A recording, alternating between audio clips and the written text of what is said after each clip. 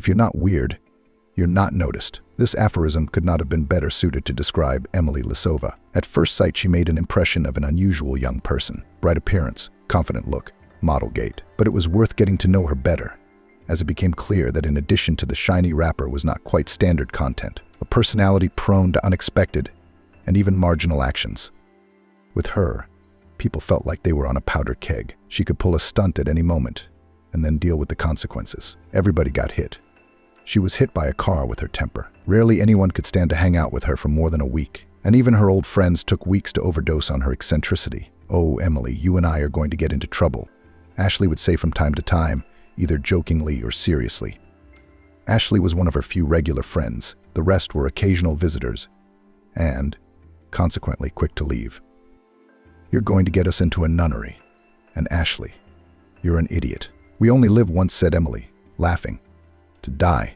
So to die with music, to rob, so to rob the bank, to love the king. If you live like a gray mouse and fear even your own shadow, then what is the point of such an existence? What will you remember later, when you're at the end of your years? And if in the next world they start replaying, like movies, episodes of your life, they will die of boredom and say, 'And this is called that you lived.' But okay, life is not a road." And Ashley was interested in freedom too.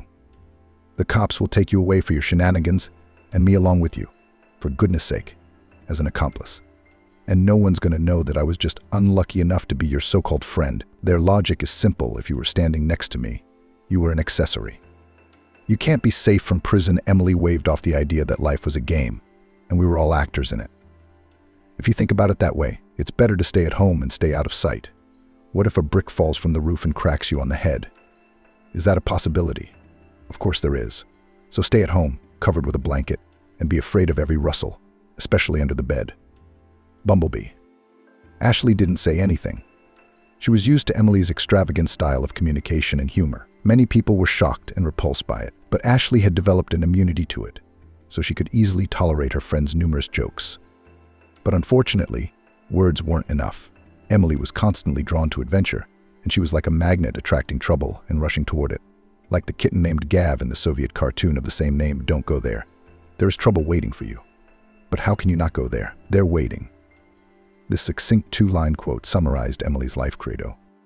For his tendency to adventure, Emily once paid the price. She liked to live beautifully, on a wide leg, and money for all the desires she, of course, constantly lacked. Therefore, Emily had to spin like a squirrel in a wheel and go to all sorts of tricks. For example, she did not disdain to steal in large stores and markets, where it was possible, lingering in the crowd to take away various small things. Ashley was well aware of all her friends' shenanigans and constantly discouraged her from such a way of life, but her words were like water off a goose. Soon Ashley realized that it was a thankless task, so she gave up on her friend. It's her life, so let her do what she wants with it. You're not a little girl, Emily. You'll be caught stealing someday, and then you'll know where the crawfish are. There'll be an end to it, Ashley urged her friend for the umpteenth time. Oh, Ashley, you're always grumbling like an old woman. Emily rolled her eyes to the sky, showing how much she was sick of her friend's advice. Ashley, do you feel sick? I'm not forcing you to do this. So don't, my dear. Relax. Enjoy yourself. Being your accomplice and covering up crimes is a very dubious pleasure, Ashley said. Don't tell me how to live my life. Just help me out financially. And if you can't help me, at least don't stop me from living the way I like. I don't want to interfere with your life with my advice. I might if I had a temper like yours. You can never pass by without making some unwarranted judgment. I'll figure it out without you telling me what to do. So save your advice for your future children. When you have kids, you'll be the one to set them on the right path. Every single day from morning till night. And if you like, you can read them a story instead of a story all night long. In vain, Emily wasted her efforts. All the exhortations and warnings of her only friend were ignored by Caitlin and passed by her ears. She continued her reckless behavior. But one day, Caitlin had gotten her hands on something too valuable. She decided to steal dresses from an expensive boutique that she didn't have the money for. However, her plan failed because the boutique had not only security guards but also surveillance cameras, including hidden ones. Caitlin acted according to the usual scheme. She brought a bunch of different things to the fitting room and carefully removed one of the dresses from the hanger, hiding it among the things she had brought. Then she put this dress under her clothes and went out, behaving nonchalantly. The number of hangers left in the fitting room matched the number of clothes left there. However, As she crossed the exit of the store with a confident gait, she said, "Nothing fits me." What a terrible assortment. There's nothing to choose from. A security guard caught up with her on the street. "Young lady, please go back into the store." "What's the matter?" Caitlin asked with contrived indifference, immediately tense with a premonition of trouble. "Come with us and you'll find out," the guard replied evasively, not wanting to scare her off prematurely. "Look, I don't know what kind of fun you're having in there, but I don't have time for this. If you don't explain why I have to go back to the store, then I don't have to." Caitlin was indignant and aggressive. She herself slowly backed up to run away. Noticing this intention, the security guard roughly grabbed Ashley by the elbow and dragged her towards the store. She tried to break free, but he had a dead grip on her. So the more she resisted, the harder he squeezed her arm. Caitlin felt herself in a steel vise and realized that even if she managed to get out of this mess, her arm would be bruised from the big man's grip. That meant she wouldn't be able to go out in short-sleeved clothes for at least 2 weeks, because she wouldn't be able to hide the bruises with foundation. "Let go of me, asshole," Caitlin yelled, trying to fight off the guard. "Are you going to break my arm now? I'll report you to the police. People, are you seeing this? This big guy attacked me in the middle of the street and is dragging me to who knows where.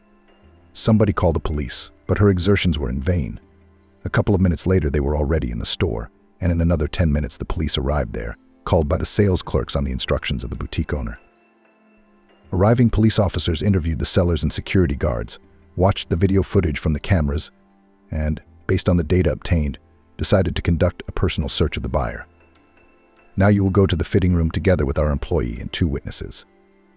There we will have to check what you have under your clothes," the operative said, in a mundane tone, as if asking her to go to the bakery for bread. "Are you guys out of your depth in there?" Caitlin exclaimed indignantly.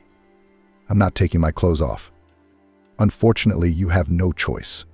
Either you will do so now voluntarily, or you will be detained for resisting officers, and a body search will still be conducted on you, but under different circumstances." There was nothing else left but to fulfill what was required. Of course, under her clothes they found the dress she was looking for, and the employees of the boutique identified it as goods from their store. The search by police officers. The results of the search, the testimony of witnesses, as well as the owner of the boutique, who had arrived by that time, recorded. This became, along with the camera footage, key evidence of Ashley's guilt. Since the crime was obvious and Ashley had no money for a good lawyer, her case quickly went to trial. There she was sentenced to 5 years in prison, with serving time in a penal colony of general regime. The stolen dress turned out to be very expensive. As it was found out later during the investigation, it was from the latest collection of a famous fashion designer.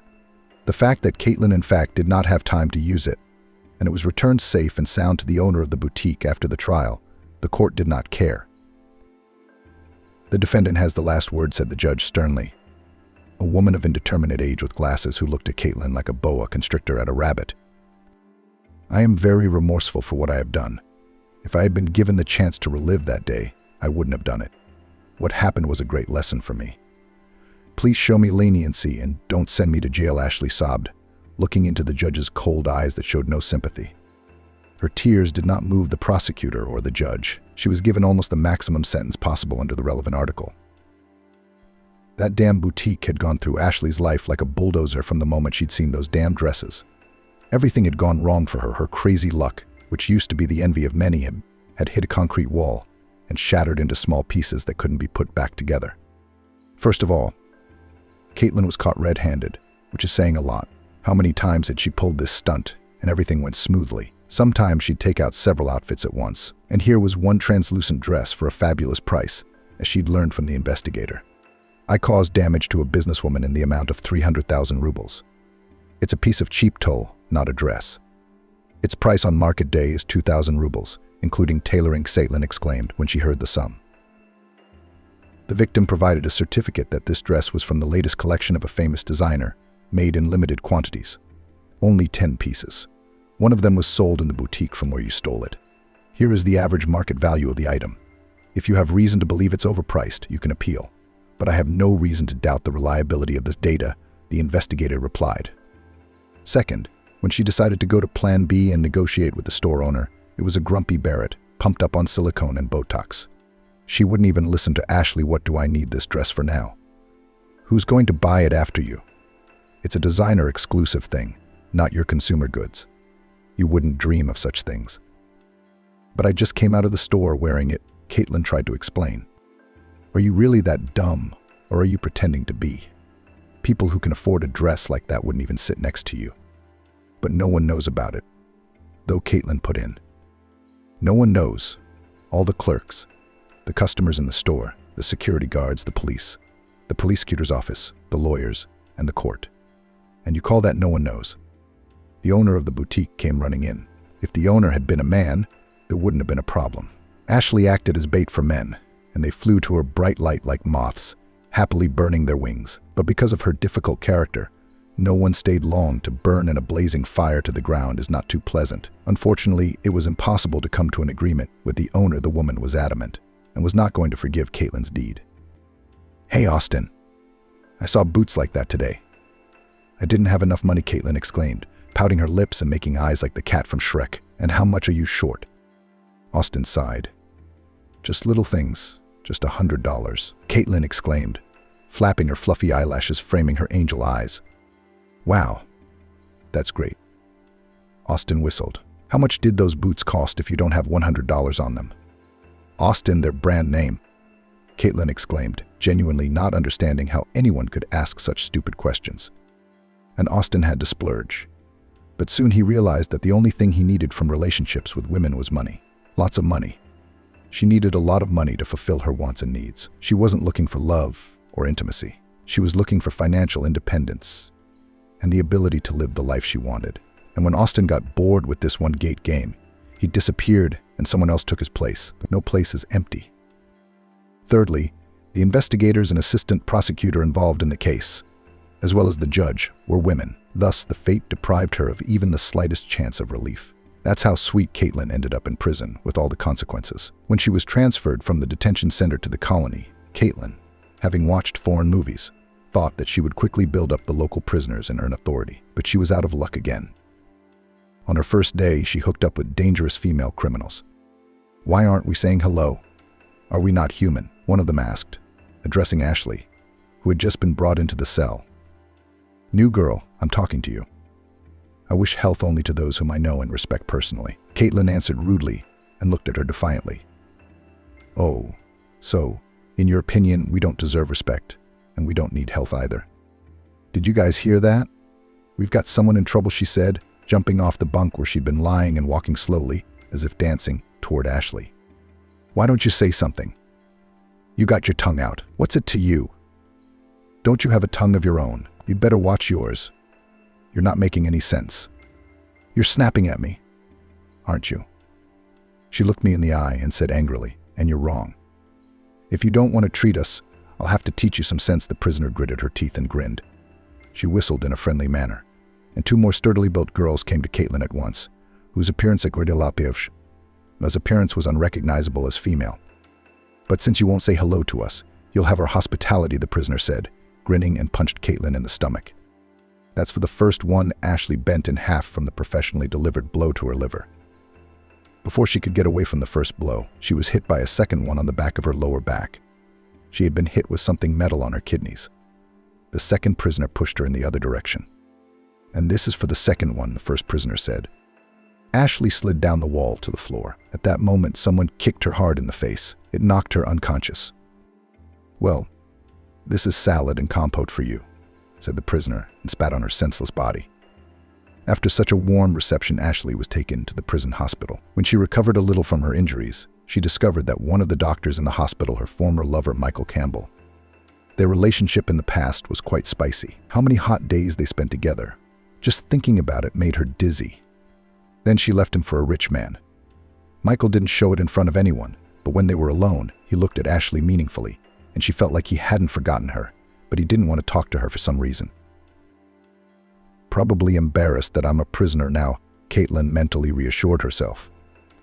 But when she was called to his gynecology office for a routine checkup, Ashley didn't know what to think. She was worried for good reason. As soon as she entered, he locked the door and began stripping down to his waist. Ashley shouldn't complain, he threatened, buckling his pants belt when he was done. Even if you tried to say something, no one would believe you. You're not a human being to them now. You're trash, which means you can be treated accordingly. Caitlin felt like garbage now. She wanted to take a shower to wash off the filth, but even that innocent pleasure was denied her now. In prison, one could not bathe more than twice a week, only on days designated by the administration. Caitlin prayed and hoped that this incident had been a one-time revenge for what she had done to Michael, and that it would not happen again. Apparently, God had indeed heard her prayers. She was never called back to the gynecologist again, but a month later, Ashley had another problem, a delay. Her period didn't come for the next month either, plus nausea in the mornings. When Caitlin stood bent in half by the toilet for the 10th time that morning, her cellmate couldn't take it anymore. Look, didn't we book a concert without requests? Why do you give it to us every morning? Caitlin didn't understand her. Here's the tightwad we got. I say, are you by any chance pregnant? If so, why are you in our cell? Or did you stupidly not tell anyone? No, I'm not pregnant, Caitlin replied uncertainly, though she was beginning to doubt it herself. The last time she'd had anything was over 2 months ago. And with Michael, they definitely weren't using protection, so she could very well be pregnant. What a twist. That's all it took to make her happy, Ashley thought. But then she realized she could use the situation to her advantage. She would apply for parole, citing her pregnancy, and ask to be transferred to a special cell for pregnant inmates. The examination confirmed the pregnancy. The term is about 2 months plus or minus a week. The gynecologist's report that day allowed Ashley to get a leniency. She was transferred to a special cell for pregnant women. Pregnant cellmates were less dangerous because of their position, so it was better for them to be together, away from the other prisoners who could harm even the future mother out of jealousy or envy. From the first day, the cellmates had been leering at Caitlin when they heard about her privileges. Did you hear our rat is moving to the maternity cell? Barrett asked loudly to her friend Jessica. Emily on her tail brought word right away, confirmed an inmate named Hawkins, whom everyone called Carrot for some reason. She runs to the warden, reports everything to him, and then here she spreads what she hears. Emily heard about our rat's interesting situation and the favor she's entitled to. Fooled Jessica. The other 2 rats around her, Melissa and Sarah, said, so they were called Melly and Sari. If Caitlin had behaved differently when she first arrived, she might have been called differently. But after that incident, Melly had called her Rat, and that's what everyone had been calling her ever since. At least that nasty trio did. So Caitlin was happy to pack her things to move to the special cell for pregnant women and new moms. Better to listen to babies crying from morning till night than insults and sneers just from the cell for Jessica, Sari, and Barrett.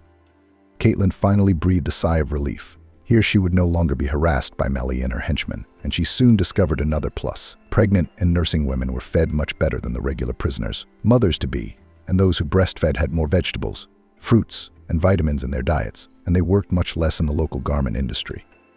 So, while battling morning sickness in drugstores, another 7 months flew by. Caitlin never told anyone who the father of her unborn child was, not even to him. But after giving birth to a healthy baby girl, she applied for parole again.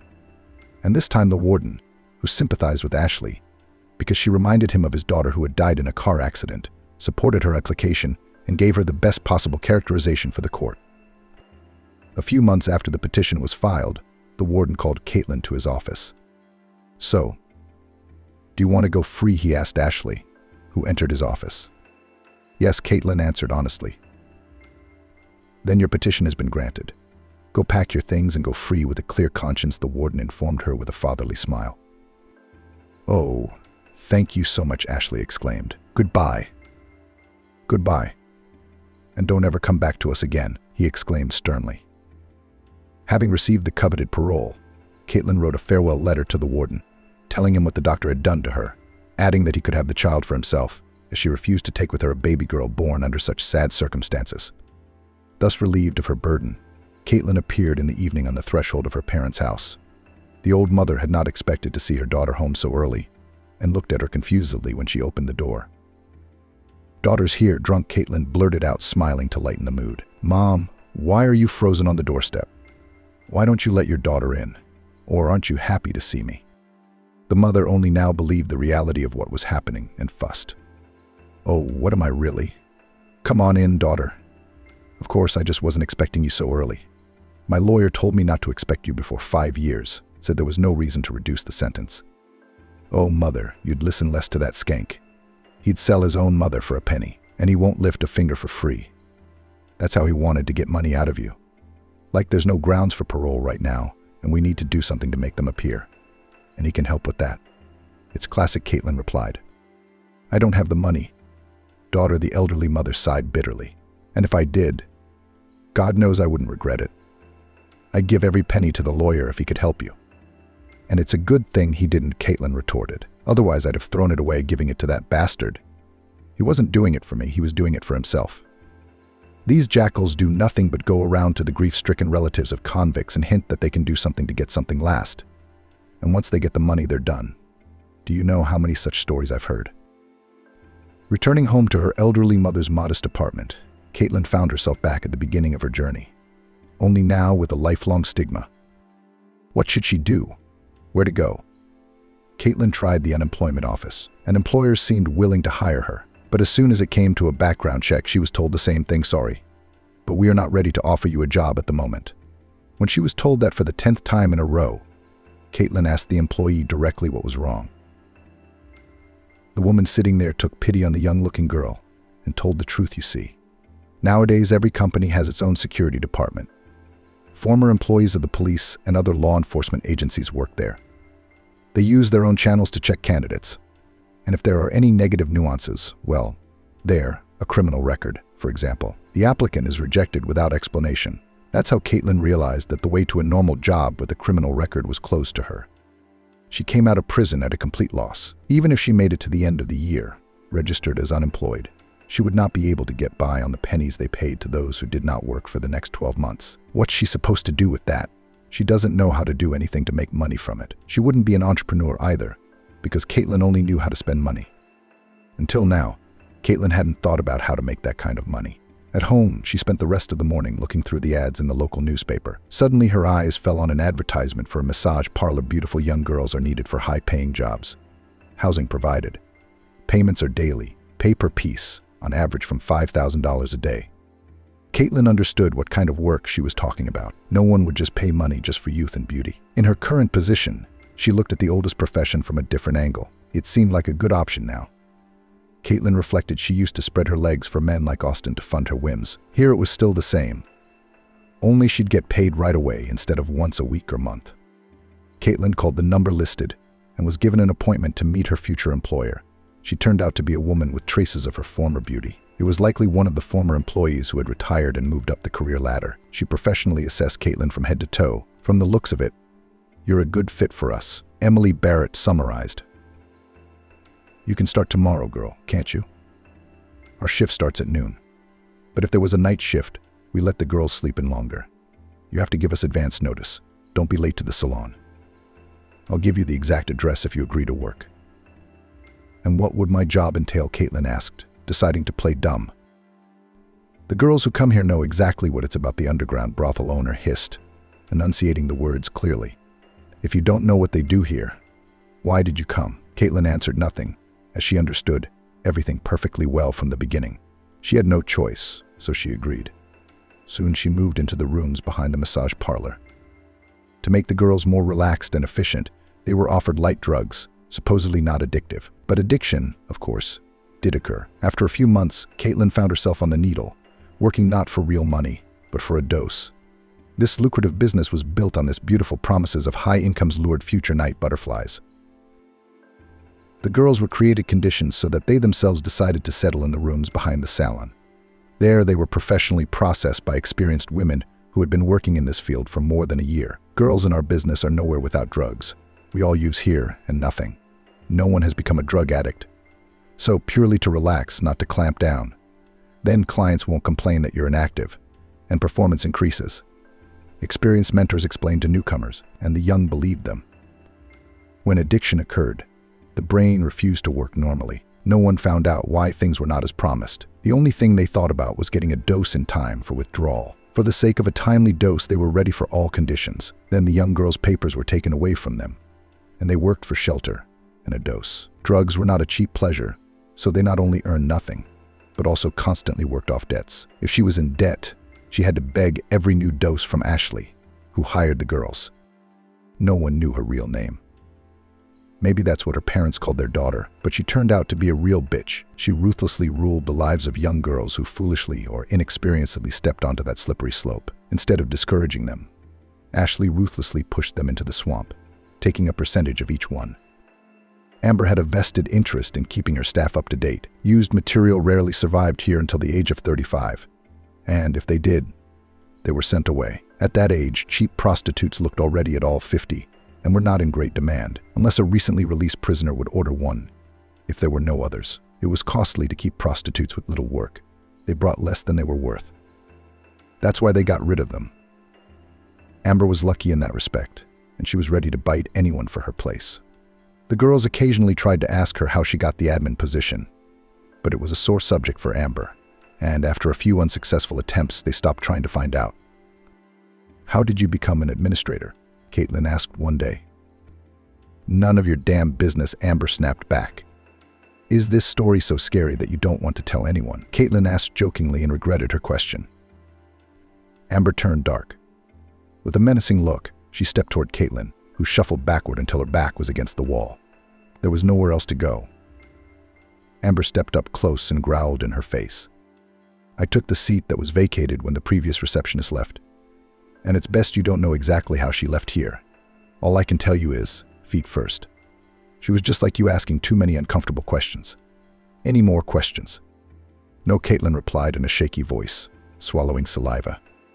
Soon Caitlin was in a drug frenzy, and her life became a series of monotonous events: body, dose to body. That day she was shaking ungodly even more than usual. Sticky cold sweat came out, her muscles twisted, and she wanted to howl in pain. Her blood pressure was off the charts, her eyes were watering, her heart was racing. My joints were twisting unbearably, my veins were pulling. This was the payoff for the brief euphoria.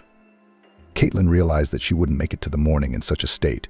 She might die. So, despite the strictest prohibition, she left the den and knocked on Amber's office. No one opened. Then Caitlin knocked again. Silence. But she knew Amber, like herself, was one of the former prostitutes left here by the business owner for merit, but also not let go far away. Caitlin realized that Amber hadn't opened out of spite and began hammering desperately on the metal door with her fist, not noticing the pain. After a few minutes, the door opened and Amber's disgruntled face appeared in the doorway. "Have you lost your fear? Get back in your kennel right now. For Christ's sake, let me borrow a dose." Caitlin begged. "I know you have a stash. I really need it. Alacha, honey, I'll do anything. I'll work it off as you say. Just give it to me." "Even if I do, it's not for you," Amber cut her off. "You owe so much, you're already working off the rest of your life. And you also have a conscience to beg in the middle of the night. This ain't no church. You don't give alms here. Get out of here and pray. I don't call Ryan about you breaking the ban." "When did you happen to do that?" Caitlin continued to be indignant. "I mean, you came up from the ranks too and lived under the same conditions. And now that you've become a superior over us, you've forgotten that you're one of us." Amber gave her a murderous look. "Who are you gaping at, you cheap doormat? Did you and I eat from the same plate or baptize our children? I won't sit in the same toilet with you. You're not my equal. Get out of here, you ungrateful bitch, and wait for Ryan to get here." Amber was angry and slammed the door loudly in Ashley's face as she tried to say something else. Half an hour later, Ryan arrived with two tough guys. They dragged Caitlin by the hair to a special punishment room. For several hours without a break, they beat her brutally so that she would remember who she was. This time, however, Ryan went too far. Caitlin ended up in a bad hospital where she was taken by ambulance. People passing by reported an unconscious girl in a ditch. She was half naked, battered, and appeared to be dead. But there was still life in her. The God Caitlin cried out to did not send her a deliverance death. Caitlin, miraculously alive and almost hopeless, was confined to a hospital bed. Ashley's recovery was short-lived. She spent more than a week in a medically induced coma, which doctors put her in to ease her suffering. Ashley suffered multiple broken bones, a broken rib punctured a lung, but doctors fought for her life. My God, who did this to this poor girl? The orderly asked the nurse. What's there to feel sorry for her for? A prostitute and a drug addict. You can see she's beaten up. The nurse was indignant. After examining her, the doctor said it's all ruined in there, even if she was a prostitute. So isn't she a human being? The nurse marveled at her colleague's callousness. Maybe she was held by force and put on drugs so she wouldn't escape. I saw a TV program. They told stories that would make your hair stand on end. Oh, Liuba, you're naive, laughed the nurse. You see criminals everywhere. They go there themselves for easy money, and then they start taking all sorts of nasty things. The drugs probably keep them energized, ready to work. And you've already come up with the script for a tear-jerking melodrama. Let the girl come to her senses and tell us what happened. By the way, we have missing persons reports for girls with this appearance. People are coming today for identification, so we need to clean up the ward well. Orderly Luba shook her head. What a man. He knows that the girl is wanted as a missing person, but he says that she herself became a prostitute and a drug addict. How many of these girls all over the country are desperate and go down a crooked sub-path to earn their bread? And then maybe they'd be glad to get out, but they can't. Luba looked with pity at the thin, battered, unconscious young woman. Her hair had become a stiff bundle, so it had been decided to shave her naked. Luba's blood ran cold at the thought that this girl could have been her daughter. People accompanied by police officers came in for identification. Attention. There will now be an official identification procedure. All details are on record.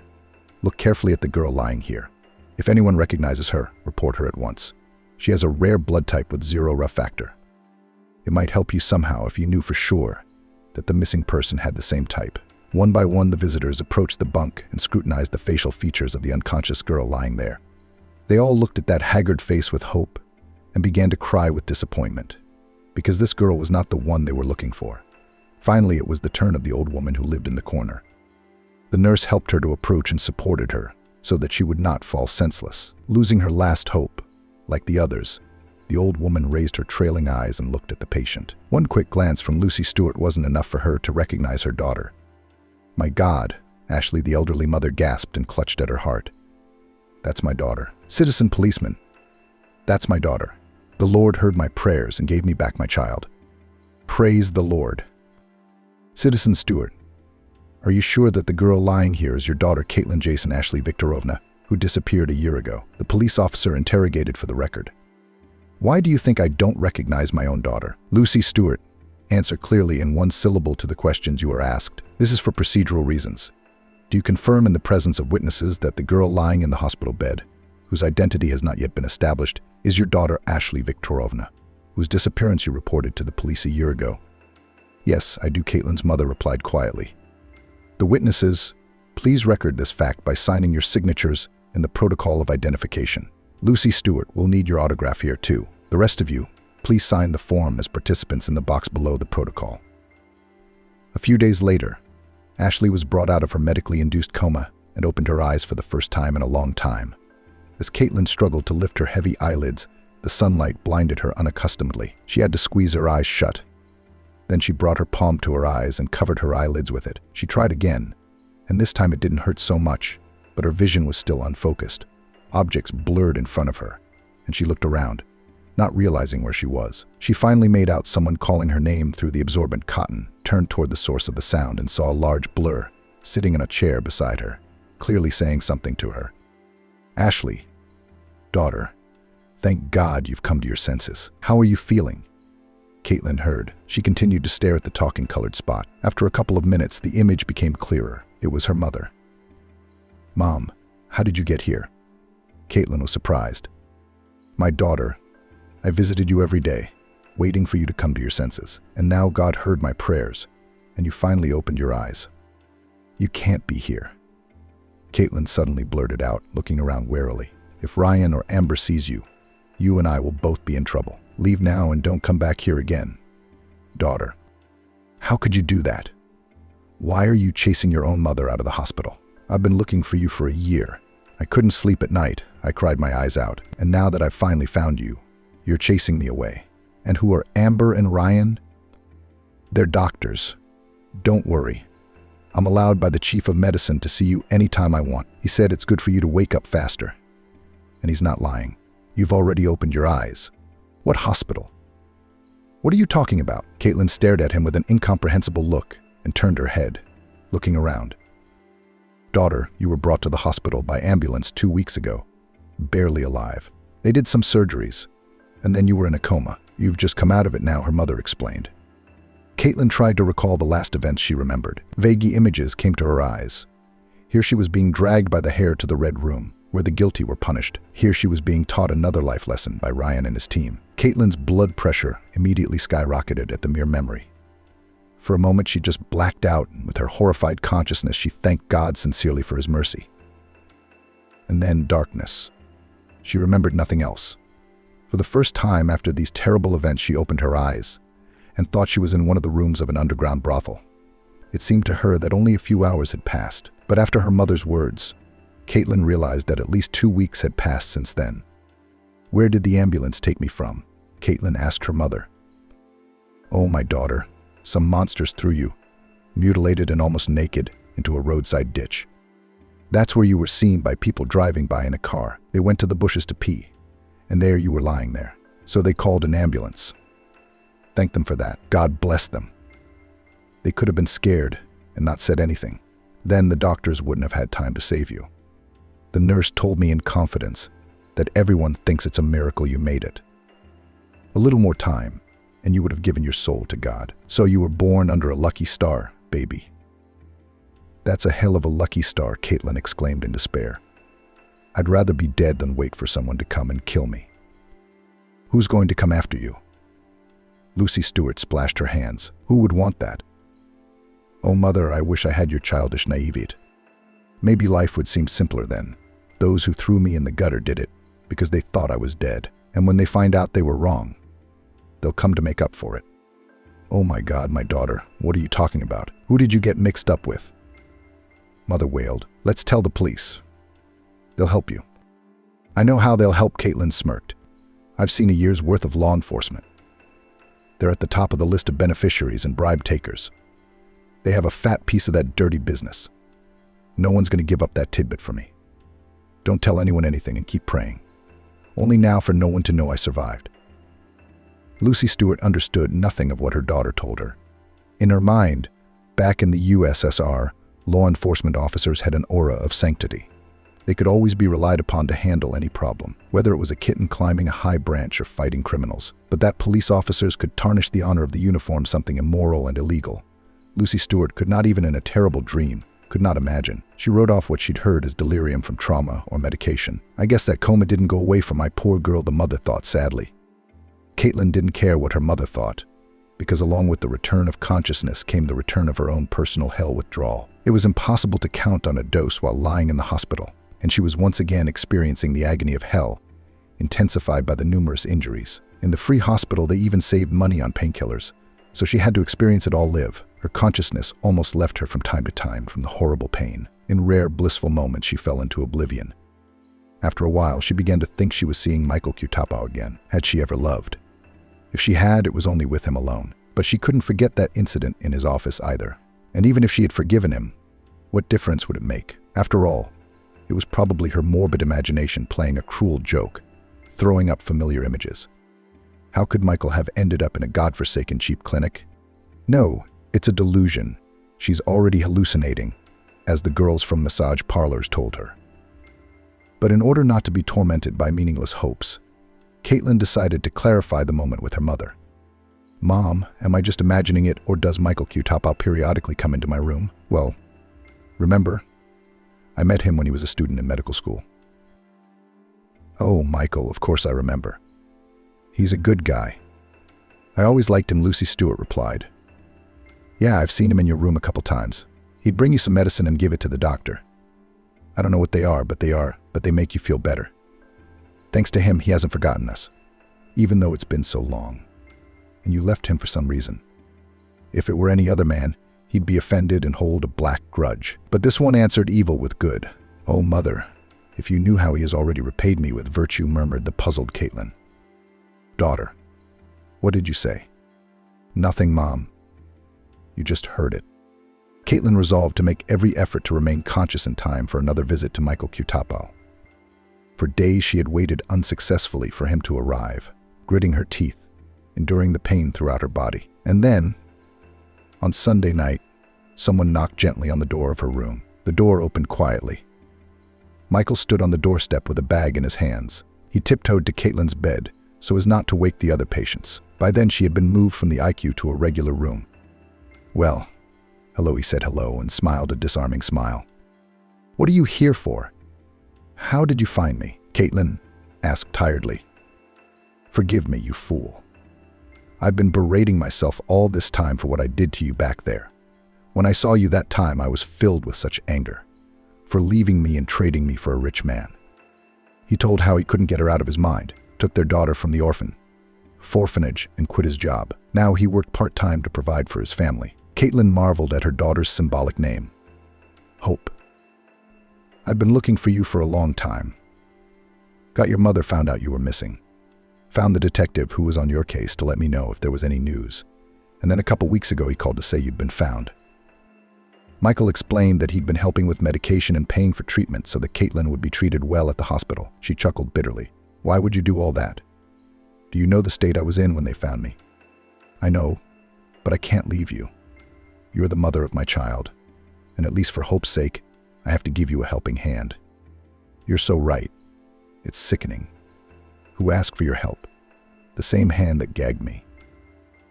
Please don't, pleaded Michael, painfully ashamed to remember his horrible act. What is it you don't want to talk about? We haven't talked about it yet. Or rather, you have spoken out, relieved your soul, and I decided to leave the madman. It's traumatizing my memories. Now that we're talking about it, let's be honest. Hear the other side now, face the ugly truth. Caitlin, I'm so sorry for what I did to you. No matter how many times I apologize to you, it won't be enough. But what will another apology change? There's nothing. In fact, I can't undo, so I act on the situation. I try to make amends, deal with the consequences. You call a kid consequences. What an interesting word you've chosen. Well done, our fighter. Saved? Too bad I don't have any medals handy. I would have given them to you. I'll have to ask him to buy a chocolate machine.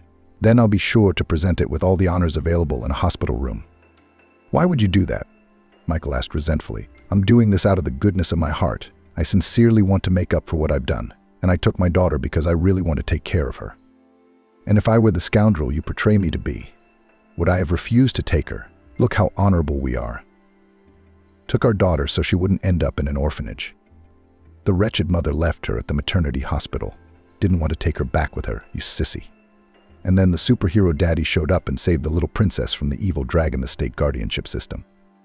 And how did this hero forcibly want to study that same mommy? This is the child of no love.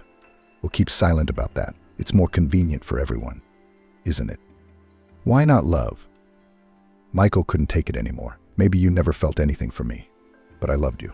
I loved you so much that I would do anything for you. All you had to do was ask, and the whole world would be at your feet. But all you wanted was money, and you didn't want to wait for me to earn it honestly. So you traded me for the first wallet you could find. It was greed that landed you in juvie, and things could have been a lot different if you hadn't left me. Oh, don't get all lovey-dovey and tell me fairy tales. Even if you worked 24 hours a day, 7 days a week, you wouldn't have enough money for my needs. Deal with it. You can say whatever you want, but know that I still care about you, Michael said finally, realizing that the conversation was over for the day. When the door slammed behind Michael, Caitlin was torn because he had voiced what she was afraid to admit even to herself. Lately, she had often wondered how her fate would have turned out if she hadn't left Michael for a seemingly lucrative party. But a serious relationship was out of the question. After that, Caitlin simply passed from one rich man to another, like a passing red flag. Once out of the colony, she sank to the level of a low-level prostitute. Her looks and health were too compromised from the drugs for an elite one. They didn't make her any prettier or younger, and now Caitlin mourned her fate with bitter tears. Where did I stumble so badly that everything went wrong? She pondered. Did God punish me so? But the dresses are from expensive boutiques. It turns out there's no justice there either. As long as I was stealing in ordinary stores, it was okay. As soon as I embarrassed myself at that damn boutique, everything went to hell. That's it. That's the answer to my question. The damn boutique. I must have gotten on the wrong side. This boutique owner must have made a deal with the devil. How else do you explain her selling a dress for the price of a car? Caitlin stayed in the hospital for another 2 weeks. Michael, despite his abrupt conversation with her, continued to visit her, hoping to melt her cold heart. At first, Caitlin was angry and kept berating him for wasting his and her time. Michael, how many times do I have to tell you? Stop coming here. Thank you so much for your help and all the good things you've done for me. As for the rest, God is your judge, but don't come to me again. We have nothing in common and can't have anything in common. I'm a fallen woman, and you'd better stay away from me, lest you get dirty with that filth. And you're young, handsome. You can find someone if you want to, so don't waste your time on me." "Stop talking nonsense," Michael pleaded as usual. "I'm not just doing this for me. I'm doing it for our daughter. Listen, she's just a baby and she needs her mother. Never can a father replace a mother, no matter how good he is. Soon she'll start asking uncomfortable questions. And what am I going to answer her?" "And that's your problem," Caitlin replied, trying not to look Michael in the eye. "No one forced you to take her out of the orphanage. Thousands of kids stay in orphanages, and nothing. So what if it's one more, one less? It's no big deal." "Caitlin, when did you get so callous?" Michael asked sadly. "You weren't like this before." "I had good teachers. Thanks to them, they taught me a lot. I'll never forget their lessons," Caitlin replied with a wry smile. Finally, the long-awaited discharge day arrived. In anticipation of it, Caitlin was excited. She was happy to be out of the confined space more than a year after her fatal mistake of finding a job. At the same time, she was incredibly scared because she had been weaned from the big world and would have to get used to it all over again. Her attending physician entered the room to give her a pre-discharge briefing. "Caitlin, we're discharging you because we've done everything we can on our end. But you need good rehabilitation as well as specialized treatment in a drug rehab facility." After the doctor left, Caitlin stood at the room window for a long time. The sunny September evening was coming to an end, filled with a special warmth and coziness. Such an evening is the perfect time for romantic walks, cozy sit-downs with friends, or going out to enjoy the beauty of nature and the majestic peace of the mountains. But Ashley had no one left to share this beautiful evening with. It made her heart feel lousy. The dragonfly was hopping, singing the red summer. Before I knew it, winter was rolling in my eyes. I was getting out of what I was left with a bare ass and a bean. Caitlin grinned bitterly. "Michael doesn't count. The more insistent he tries to sneak into my life, the more I want to kick him out of there. After everything that's happened to me, I highly doubt I can let anyone get too close to me. Not right now, anyway." Caitlin went to bed with those thoughts and woke up the next morning, determined. She needed to find some meaning for her existence. Caitlin cautiously crossed the threshold of the clinic where she had spent the last month. The bright sunlight hit her eyes, making her squint. She didn't have sunglasses, of course, so she had to cover her eyes from the blinding sunlight. After walking a few steps, Caitlin saw people standing in the parking lot, waving happily at her. When she looked closer, she saw her mother and Michael Cutapao among those who greeted her. And in Michael's arms was a little blonde girl with a pink balloon. The little girl gawked at Caitlin with her big doll's eyes and waved her chubby little hand, imitating the adults. At that moment, Caitlin felt a pang in her chest, as if a petrified crust had cracked and spread, crunching its rough edges against her heart. What she saw moved her to tears. The salty droplets made their way timidly at first, then confidently flowed in two streams down Caitlin's cheeks. Then the dam burst, and now the torrent was rushing down the mountainside, sweeping away everything in its path.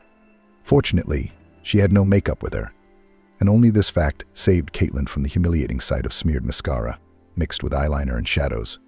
Caitlin shook with silent sobs.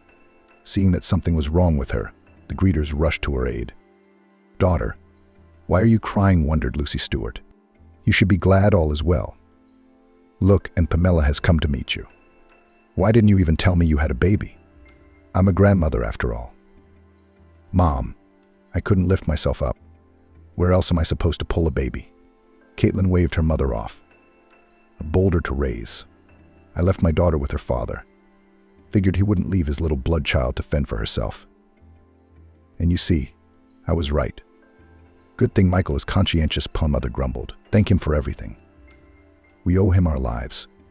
I don't even know how to get even for my granddaughter." "Yes, Michael is very conscientious. In some places too conscientious," Caitlin muttered, feeling uncomfortable under the stares of the three of them. Michael hailed a cab and they all drove together to Lucy Stewart's house. The grandmother gladly took her suddenly found granddaughter in her arms, and Pamela looked through the window at the passing cars and colorful buildings, with sun bunnies flickering in their windows. This little girl, thank God, had not yet faced real adult life with all its difficulties and fears. Therefore, she carelessly flapped her thick eyelashes and looked around, occasionally making joyful exclamations, admiring the most ordinary things for us: clouds shimmering in the sun, flying pigeons and cats and dogs running by. And while Pamela was recognizing the world around her, her father pulled a small velvet box from his pocket. "Sorry, there's no way to kneel in a cab," he said, smiling. "But let's assume the intention was there." "What is it?" Caitlin asked him in a hoarse voice that, for some reason, now decided to treacherously shake. "Open it and see for yourself," Michael suggested. Caitlin opened the box cautiously, as if she expected to see a bomb with a countdown timer in it. But there was a bomb of sorts. On the satin interior upholstery lay a ring that shimmered with all the colors of the rainbow. As soon as direct sunlight fell on it, Caitlin had never seen such beauty so close, and even for herself. The stone stood on a special stand shaped like a crown, and the rest of it was woven in the form of vines. Caitlin could hardly tear herself away from the mesmerizing sight and raised her eyes full of genuine surprise to Michael. "It's very beautiful," she whispered enthusiastically, watching the stone shimmer and play in the sunlight with the corner of her eye. "I've been looking for a ring worthy of you for a long time. And when I saw this, I knew immediately that I had found what I needed. Would you do me the biggest favor of my life by agreeing to be my wife?" Michael said in a rapid-fire voice, light-headed because he was afraid to face his fear. Caitlin remained silent, continuing, quite like Pamela, to examine the ring. Then she abruptly slammed the box shut, and shifting her gaze to Michael, whispered, "You've wasted so much time looking for it. A wire one would have suited me just fine. Remember when you made me one and gave it to me when you were a student?" Caitlin continued her confession. "I just now realized what an idiot I was. Time after time, I ruined my life with my own hands, threw away all the chances to become a normal person that fate gave me. And only when someone upstairs finally got angry at me and started eating my face in the dirt until I came to a realization. Only then did I realize that everything is learned in comparison. Seeing the three of you outside the clinic today, I realized that fate was giving me a chance again. Maybe the last one. And if I miss it now, I will regret it very much for the rest of my life." "So that's a yes," breathlessly, Michael asked. "That's a yes," Caitlin replied. And in her bright blue eyes, Michael saw some inner light that in its beauty could well rival the stone of the engagement ring he had given her. "I still have it in my costume jewelry box," Michael muttered confusedly. "Is that a yes or a no? Believe me, we really need you. I promise you in front of witnesses that you will never regret agreeing to marry me. And God knows I'm not lying right now, so please think carefully. You can take your time with your answer, but at least just promise me that you will think about it. Undoubtedly, everyone has a chance for a better life, and if a person has stumbled and fallen face down in the mud, many people can pass by indifferently. Especially callous souls will not be lazy to throw clods of mud at him, even if they have to get dirty themselves. There are also many of them, and only a few would not be afraid to lend a hand to help a man up." Amber realized that her luck, which everyone envied, hadn't gone anywhere. She'd had it with her all along. It was just that Caitlin hadn't realized exactly how lucky she was. Life had beaten her up pretty badly, shaken the crap out of her, but she looked at the world with sober eyes. She had a mother who had been looking for her for a year, when everyone she knew had long since given up on her and periodically only gossiped, and drank to the repose of her soul, rejoicing that they and their children had not had such a share. She had Michael, who really loved her, and only once offended her, unable to control his feelings and emotions. But Caitlin realized that she deserved it, because she had done no better to him in her time. And finally, she had a daughter, literally the hope for a new happy life with people who loved her. So Caitlin made a vow not to miss another chance given to her by fate. This was the meaning of further existence, which she had asked God for recently, and Caitlin thankfully stepped forward towards her future. Suddenly, Matthew hears a knock on the door and sees a freezing stranger with a baby in her arms. Right after she got her diploma, Anastasia rushed off to Unity City. Didn't even stay for graduation. Not because her classmates had done something to offend her. She wanted to start a new adult life as soon as possible. My mom kept telling me to. "Anastasia, where are you running to? But at least stay for graduation. You've been with the guys for 11 years. Don't you want to say goodbye? You'll leave tomorrow. One day won't solve anything." Anastasia didn't listen. It seemed to her that if she didn't leave today, she would miss something important, and her life would take a completely different path. If she knew, maybe it was better to listen to her mom and turn down the path she had set out on. But for now, she knew nothing, and she considered her mom's entreaties an attempt to keep her daughter at home. She doesn't want to let go. It's understandable. The town was called Unity. Near the city were strange cliffs with flat slopes, as if a giant cleaver had been walked over them. These perfectly flat cliffs were white in color. The town was small, but it had a large metallurgical plant.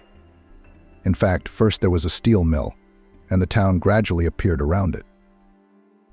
Anastasia had come here for a reason. Everything was calculated for many years ahead. First medical school and then an institute in New York. There was a place to live. Nayli's friend had been living in Unity for a year, renting an apartment. Anastasia had come to stay with her. Nayli had gone to the city with the same plans as Anastasia to study nursing, but apparently the plans had changed drastically. Nayli was surprisingly good-looking. Her mom wanted her daughter to study music. It seemed to her that the work of a music teacher in kindergarten is the best that a girl can dream of. I play songs to the children. Always warm, clean, not like on the farm. Nayli did not want to study. She skipped classes, but she almost finished music school. Now that incomplete education came in handy. She worked as a singer in the coolest, if truth be told, the only restaurant in town. She made more money than any nurse could ever dream of. She used the money to rent an apartment and lived quite well. Nayli was surrounded by suitors of all colors, young and not so young, single and married. An intelligent doctor of the local hospital, middle-class officials and outright gangsters. She gave no advances to anyone and learned to blow them off, especially the persistent ones. Directly, but not offensively. So far, there had been no conflicts, but Nayli realized it was only for a while. She dreamed of a prince on a white horse. In the current realities, an oligarch with his own airplane, with a bag of money, who would take her to New York, shoot a music video and make her a star. It would be good if he was not old, bald, fat wallet with ears, but young and handsome. Basically someone to love. When Anastasia arrived, Nayli had such a prince on the horizon. A delegation of investors came to the steel mill. Among them was the owner of several engineering plants in Texas. He was relatively young, about 45 years old. Athletic figure, light gray hair. Lived in New York, called Nayli with him, promised a music video, a career, a secure life. Of course, she believed him. There was one major drawback: he was married, but Nayli was sure it wouldn't last long. They'd come to New York, live together. He'd get a divorce, leave his wife so much that she wouldn't object. Anastasia didn't like her friend's decision. Nayli, think again. Look at him, so well-fed. Stately hands, hard eyes. Do you think he'd change his life for you? Why would he? He's got an established life. He knows what he wants. Does he need you now? Well, obviously he's bored. He wants new experiences. And then he won't be able to live without me, said Nayli. Every man needs a young, beautiful, talented wife. A normal man needs a wife he loves. He's been with his wife for at least 20 years. That means he loves her. Sleeping with you doesn't mean he wants to leave her. Maybe he doesn't. You think there were no other women before you and he's still with his wife? Doesn't it bother him? Nayli grinned. Don't you want to change your mind again? You're like Sigmund Freud in a skirt. You're psychoanalyzing me. Don't psychoanalyze me. I can't stay here. I know it's my own fault. I wanted money, didn't study, went into the restaurant business. And now, if the bandits don't kill me, I'll sing for another 5 years. Then what? And here's a chance. That's the kind of man I need. I love him and I'll do anything to make us together. Don't worry about me, girlfriend, I won't be lost, said Nayli. You'll be giving interviews like a star's girlfriend. Oh, Nayli, how can you go into the deep end like that? Anastasia objected. I can. I can do a lot more than that. You see, I've paid a year's rent here. Study and wait for news. She left and disappeared. No call, no letter. Anastasia called Nayli's mother, but she didn't know anything about her daughter. After college, Anastasia tried to go to college. It didn't work out. Okay, next year, she decided. In the meantime, she returned to Springbrook. The hospital's chief of staff was happy to hire her to work in the surgery department. Anastasia loved her job. She had never felt so needed, so important. She also liked the attention of the young surgeon, Denial, who was far from professional. They spent a lot of time together. He asked Anastasia out on dates, walked her home after work. But Anastasia felt he was a little too proper. He had everything figured out, everything in order. A man of reason, but not of feeling. I suppose that helped in a surgeon's job, but girls want something a little different. So when Denial met her at the door with flowers and said, Anastasia, we know each other well, we work together, I love you. I think it's time we got married. Anastasia did not find what to answer, sincerely asked. Mary? Why? Now? Denial was dumbfounded. Why? Don't you understand? You and I are a good couple. We're good friends. It's too early to say couple. I'm sorry, but thanks for the flowers. I'll see you at work. In New York, the son of steel mill owner Andrew was having fun. He organized a contemporary art exhibition in an old abandoned factory. Today was the opening. Strange constructions made of plastic tubes, iron rods, cast iron pipes were called installations. To hang pictures on the walls, you had to have animal intuition. Only the author knows where the top and the bottom are. However, no one in this crowd cared about art. They had been drinking, judging by their condition, for a long time. And some of them, apparently, not only drank. Music was blaring. Multicolored laser beams pierced the space, and painted girls were knocked down. It had been going on for about 5 hours when Andrew's father, Dan Bilton, and his guards came in. After getting drunk, MS, something went dancing around the tables. Andrew doused her with champagne and from his 2 girlfriends on him. Dan stared at the whole scene for a couple minutes. Then he commanded security. Get this one in the car. As they dragged Andrew to the car, he yelled, Dad, are you interested in art too? Aren't you the investment tracker? In the morning, everyone tiptoed around the Bilton house. Dan was angry. I gave you money to buy the plant. You bought the plant, and you're setting it up like this. Just because you gave me money doesn't mean I have to fulfill your conditions. You can't demand obedience from a man for money. You can't demand obedience from a man, but with a son who lives his life with painted girls, can you? Listen to me carefully. You're a member of the board of directors of our holding company. If you don't start working, I'll kick you out, you'll be out of money. And all your ugly antics will go away by themselves. I'm giving you one last chance. I'm flying to Pittsburgh tonight. They'll meet you there and take you to Springbrook. There's a problem at the mill.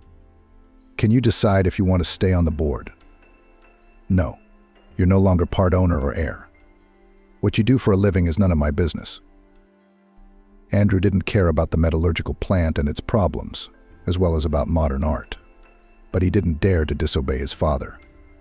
He didn't believe that his father would disinherit him and kick him out of the house.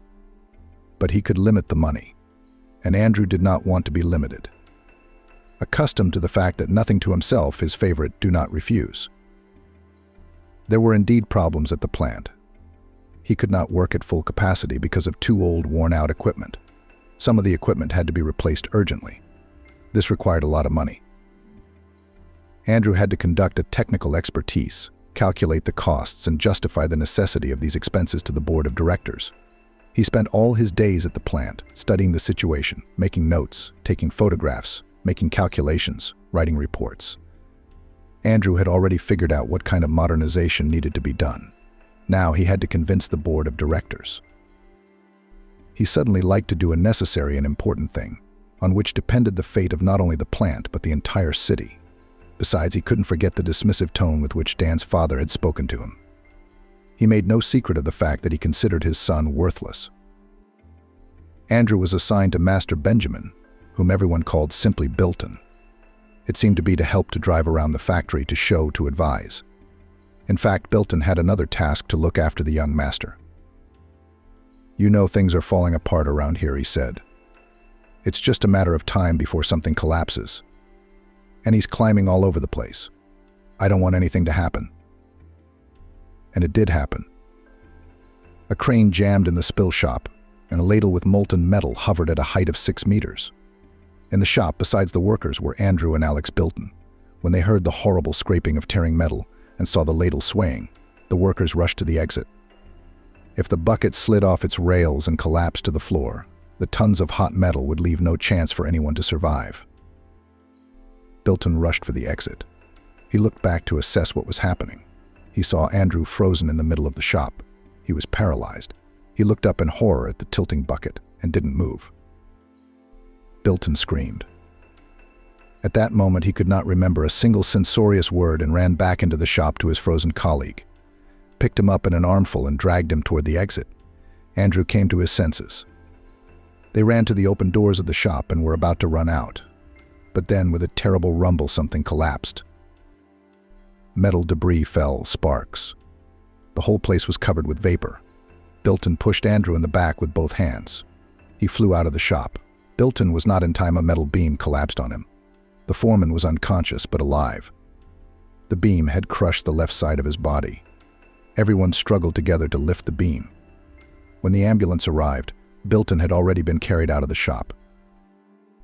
Andrew arrived at the hospital and learned that Bilton's leg and arm were badly injured, with broken bones in his leg.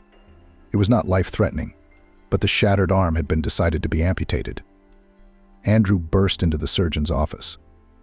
Denial, why amputation? Isn't there anything you can do? We can save his life, but not his arm. I'm not a neurosurgeon. We don't have that kind of specialist. There's a Jake Rivers at the regional hospital. He might be able to save the arm, but it's doubtful. So take him to the regional hospital. It's 150 kilometers away. Bilton can't be transported. He won't make it. We have 2 hours left. If we don't operate in 2 hours, he'll die. Don't interfere. Let him get ready. Amputation is a complicated operation, and I've never done it before. But don't start early. Give me 2 hours. Andrew was already running out of the office. He jumped into a sports car and drove out of town, raced down the highway at top speed. On the highway, the policeman saw the speeding car, pointed his radar, saw the speed figures and rushed to his car, but then changed his mind to catch up with the offender. 45 minutes later, Andrew's car flew into the parking lot of the regional hospital. A man in a doctor's coat was smoking at the entrance. "Whose car is Rivers' car here?" Andrew asked. "How do you think you other doctors can earn money for one of these?" The man irritably threw away his cigarette and went inside. Andrew walked over to Rivers' car and slashed 2 tires with a knife. The alarm sounded. A couple minutes later, a man in a green surgical suit jumped out onto the porch. He ran up to the car, saw the flat tires. "Assholes." "It's not the first time this has happened," he turned to Andrew. "I just got here. We need to call a tire service. I don't have my phone with me. How far is it from here?" "No, a couple blocks." "Let me give you a ride. I'm gonna have to wait here anyway." Jake looked at his watch, thought for a second and got in the car. They pulled out of the parking lot. Andrew pressed the gas pedal and the car sped off. "Where are you going?" "The tire repair shop is down the road." "What are you doing?"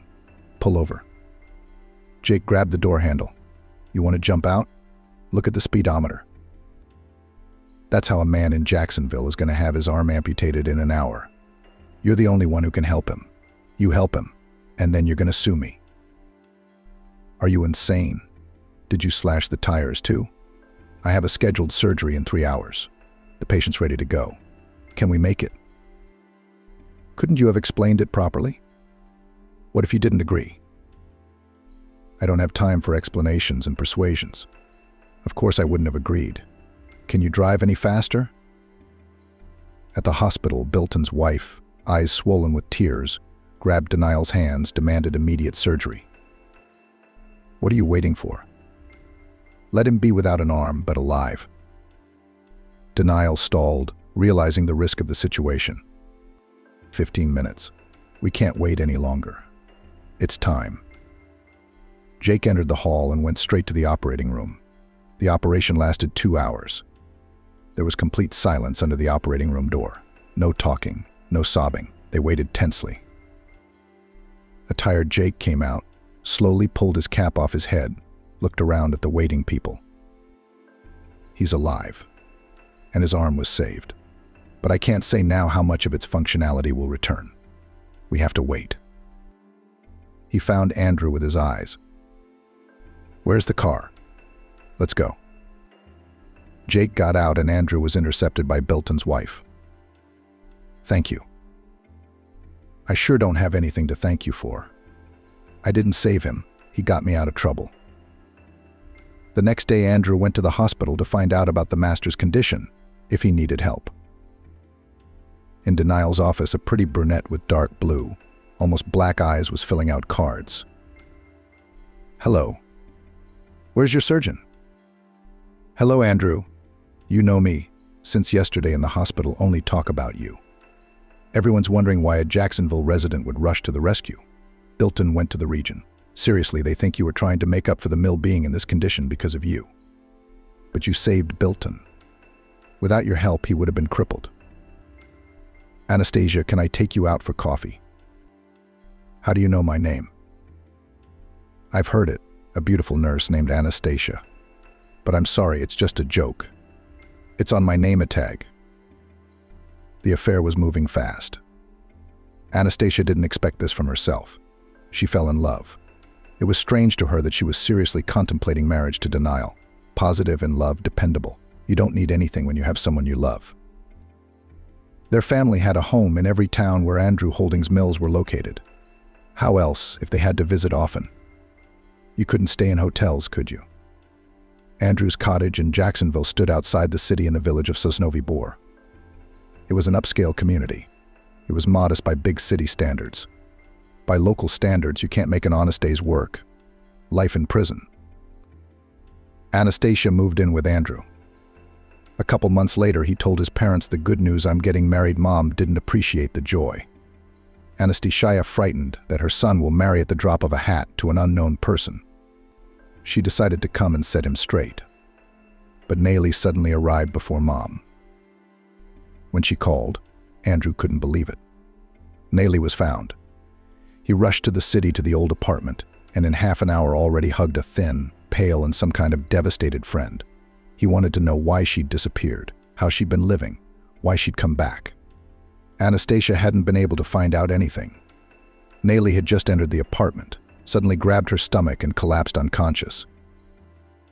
Anastasia called an ambulance, went with her to the hospital. She asked for surgery. They wouldn't let her in. "Not your shift." Then she spent the night in the emergency room with her friend. When it was clear that Nayli was all right, I went home to sleep it off. Here's Nayli's story, which she finally got to tell Anastasia. "You know, Anastasia, New York is a fairy tale. As it turns out, sometimes a scary one. No, it really is a fairy tale in the beginning. I even made a music video. Haven't you seen it? I mean, not a lot of people have seen this cheap video on a little known channel. Yeah, shopping, restaurants. He took me around like a doll, bragged to all these rich people, then locked me up. No, you can go anywhere, but there's nowhere to go. No friends, no money, constant humiliation. Where are you going to go? I'll kick you out of your apartment. Where will you go if you don't obey? You're in luck. You live in New York. You don't have to work. I feed you, I clothe you." I wanted to leave. It was so disgusting, but it turned out I was pregnant. He didn't want kids on the side. You can't imagine the humiliation of begging him on my knees, "Let's keep the baby. Let go and I'll leave. I'll raise it myself." You know what he said? "I don't need leverage. You'll be begging me for money your whole life." He wouldn't let me go for a minute. Took me to the doctor himself to get an abortion. He was afraid I'd run away. When I was recovering from the abortion, he came to me, criticized me for being so careless, and immediately demanded intimacy. Anyway, I waited until he was asleep, took his credit card, and ran away. Withdrew everything I had on the account, $120,000. I'm supposed to get something out of this bastard, right? Let's just say he paid me for all my unborn children. Nayli, that's not accurate. Don't say that, you know yourself. You'll still have children, Anastasia replied. It was hard for Anastasia to be torn between Nayli and Andrew.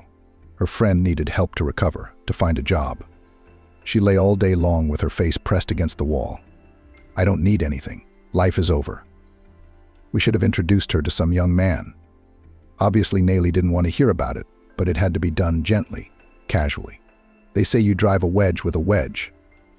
On the other hand, Andrew needed her attention. He wanted to be welcomed home with a delicious dinner, and always in a good mood. Where could he get it if his anxiety about Nayli didn't recede? And the job was hard too, and he couldn't relax. And then her mother arrived to inspect the bride. Somehow Anastasia had forgotten all about her. She should have. The future mother-in-law should always be remembered. Olga Petrovna was a beautiful, well-groomed woman with the look and behavior of a queen. She tried to be friendly when she met her, but Anastasia clearly didn't like her too dismissive a look and a luscious grin in her address. Sweetheart, she called her in no other way, as if she were talking to a maid.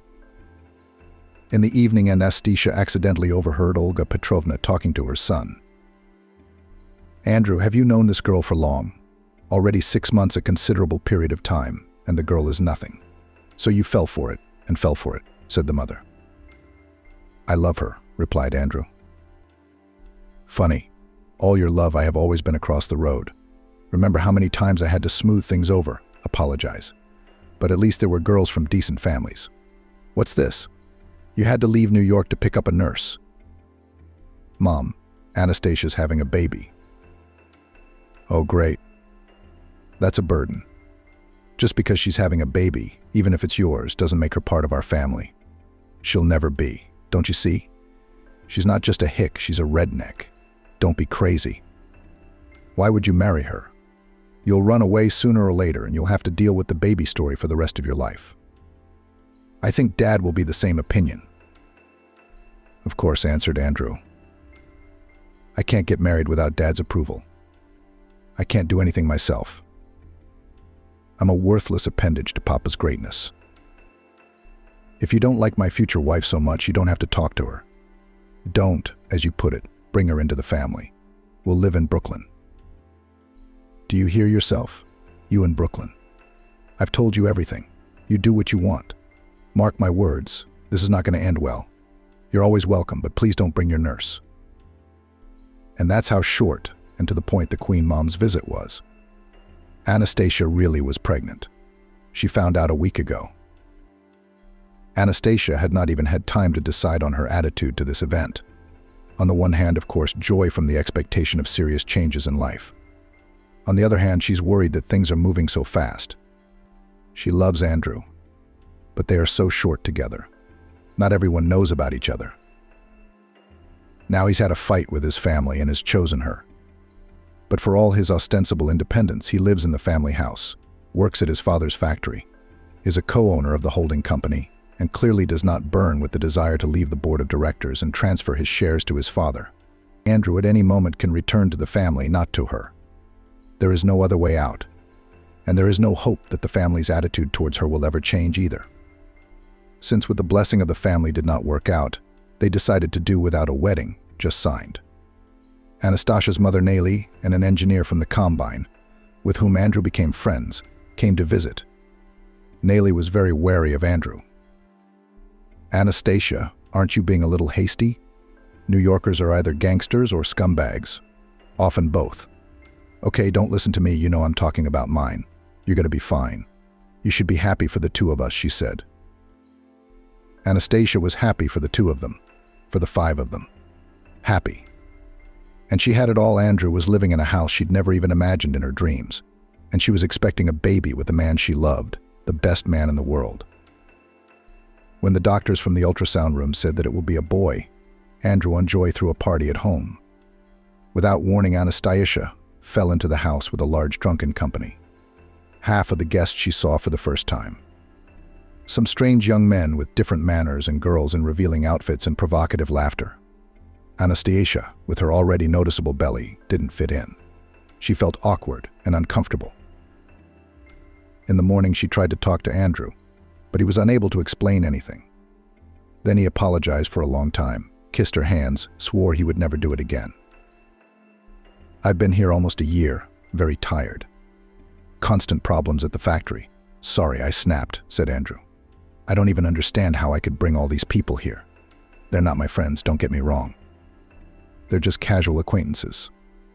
I'm so ashamed that I've upset you. My darling, darling, I promised you'd be happy. Believe me, I will be. What was Anastasia supposed to do? Just trust. What's the big deal? Tired, drunk, doesn't remember throwing that party. Nothing bad happened. Everything went on as before. Andrew worked. Anastasia tried to arrange home comfort and prepared for the birth of the child. He was attentive and loving, the perfect husband. Anastasia couldn't believe herself that she was so lucky. A son was born, named Benjamin. Nayli wondered, what kind of name is that? Where did they find it? I don't like it.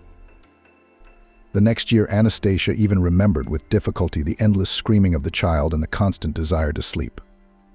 One day Nayli came in, saw her friend completely exhausted and said, "You won't last that long, Anastasia. You're still a wife to your husband. He'll get over it.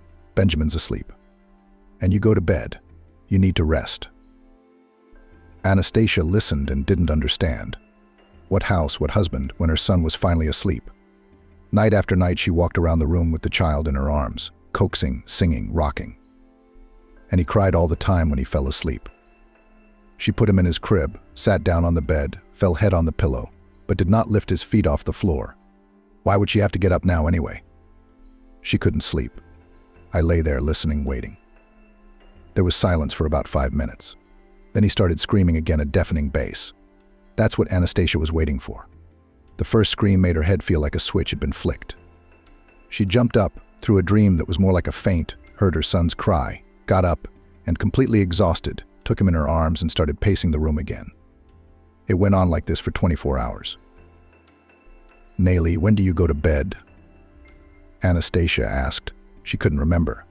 Not just when she was cooking dinner. Ask her when she saw her husband. She wouldn't answer. If Anastasia had been told that children were different sleeping at 3 a.m., then eating, walking, and sleeping again, she wouldn't have believed it. Andrew would take off work, but no rest at home. "Do something so he doesn't scream all night," he pleaded.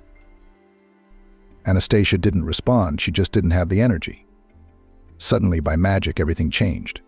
Benjamin was a year old, and it was as if he realized that he couldn't behave like that. He started sleeping at night, stopped screaming. Now they slept at night and walked and played during the day. Anastasia came to her senses and suddenly noticed that her husband was rarely at home. He was also traveling back and forth on business. "Anastasia, I'm going to New York. You know, the business of the concern. Don't you miss me here?" He kissed Anastasia and his son and drove off. What's there to do? Clutch him and yell, "Don't leave"? Why shouldn't he work? He has to go, even if he's taking a break from them. He's entitled to go. He took a vacation so that the whole country found out about it. For the fight major, the son of a metallurgical magnate, showed all the TV channels. A disgraceful debauch with girls of easy behavior and muzzling. Ended up in a hospital and a criminal case. Bilton Sr. included all his connections, and his son was weaned from prison on the condition that he goes to Las Vegas and in New York does not stick. Andrew had a faint hope that Anastasia didn't know about the scandal, but there was no hiding the truth. When he returned, Anastasia immediately demanded a divorce. "Are you serious? What do you think you're doing? Would it be cheaper for me to grab a piece of your fortune and let you live happily ever after? You won't get a penny."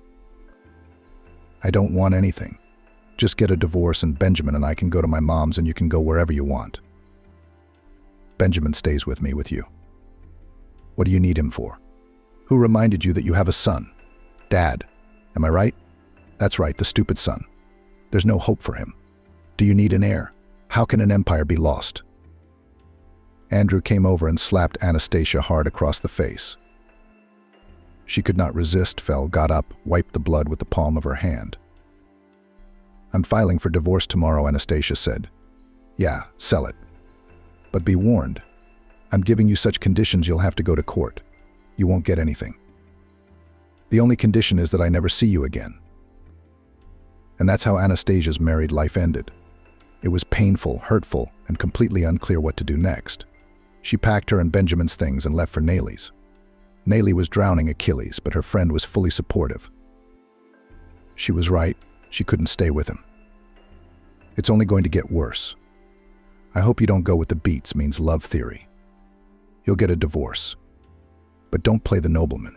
You're entitled to a share of the estate. Don't walk away proud and with nothing. I'm sick of these princes. Won't they take my son away from me?" Anastasia asked. "Why should they? It was your Andrew in the heat of screaming to scare you.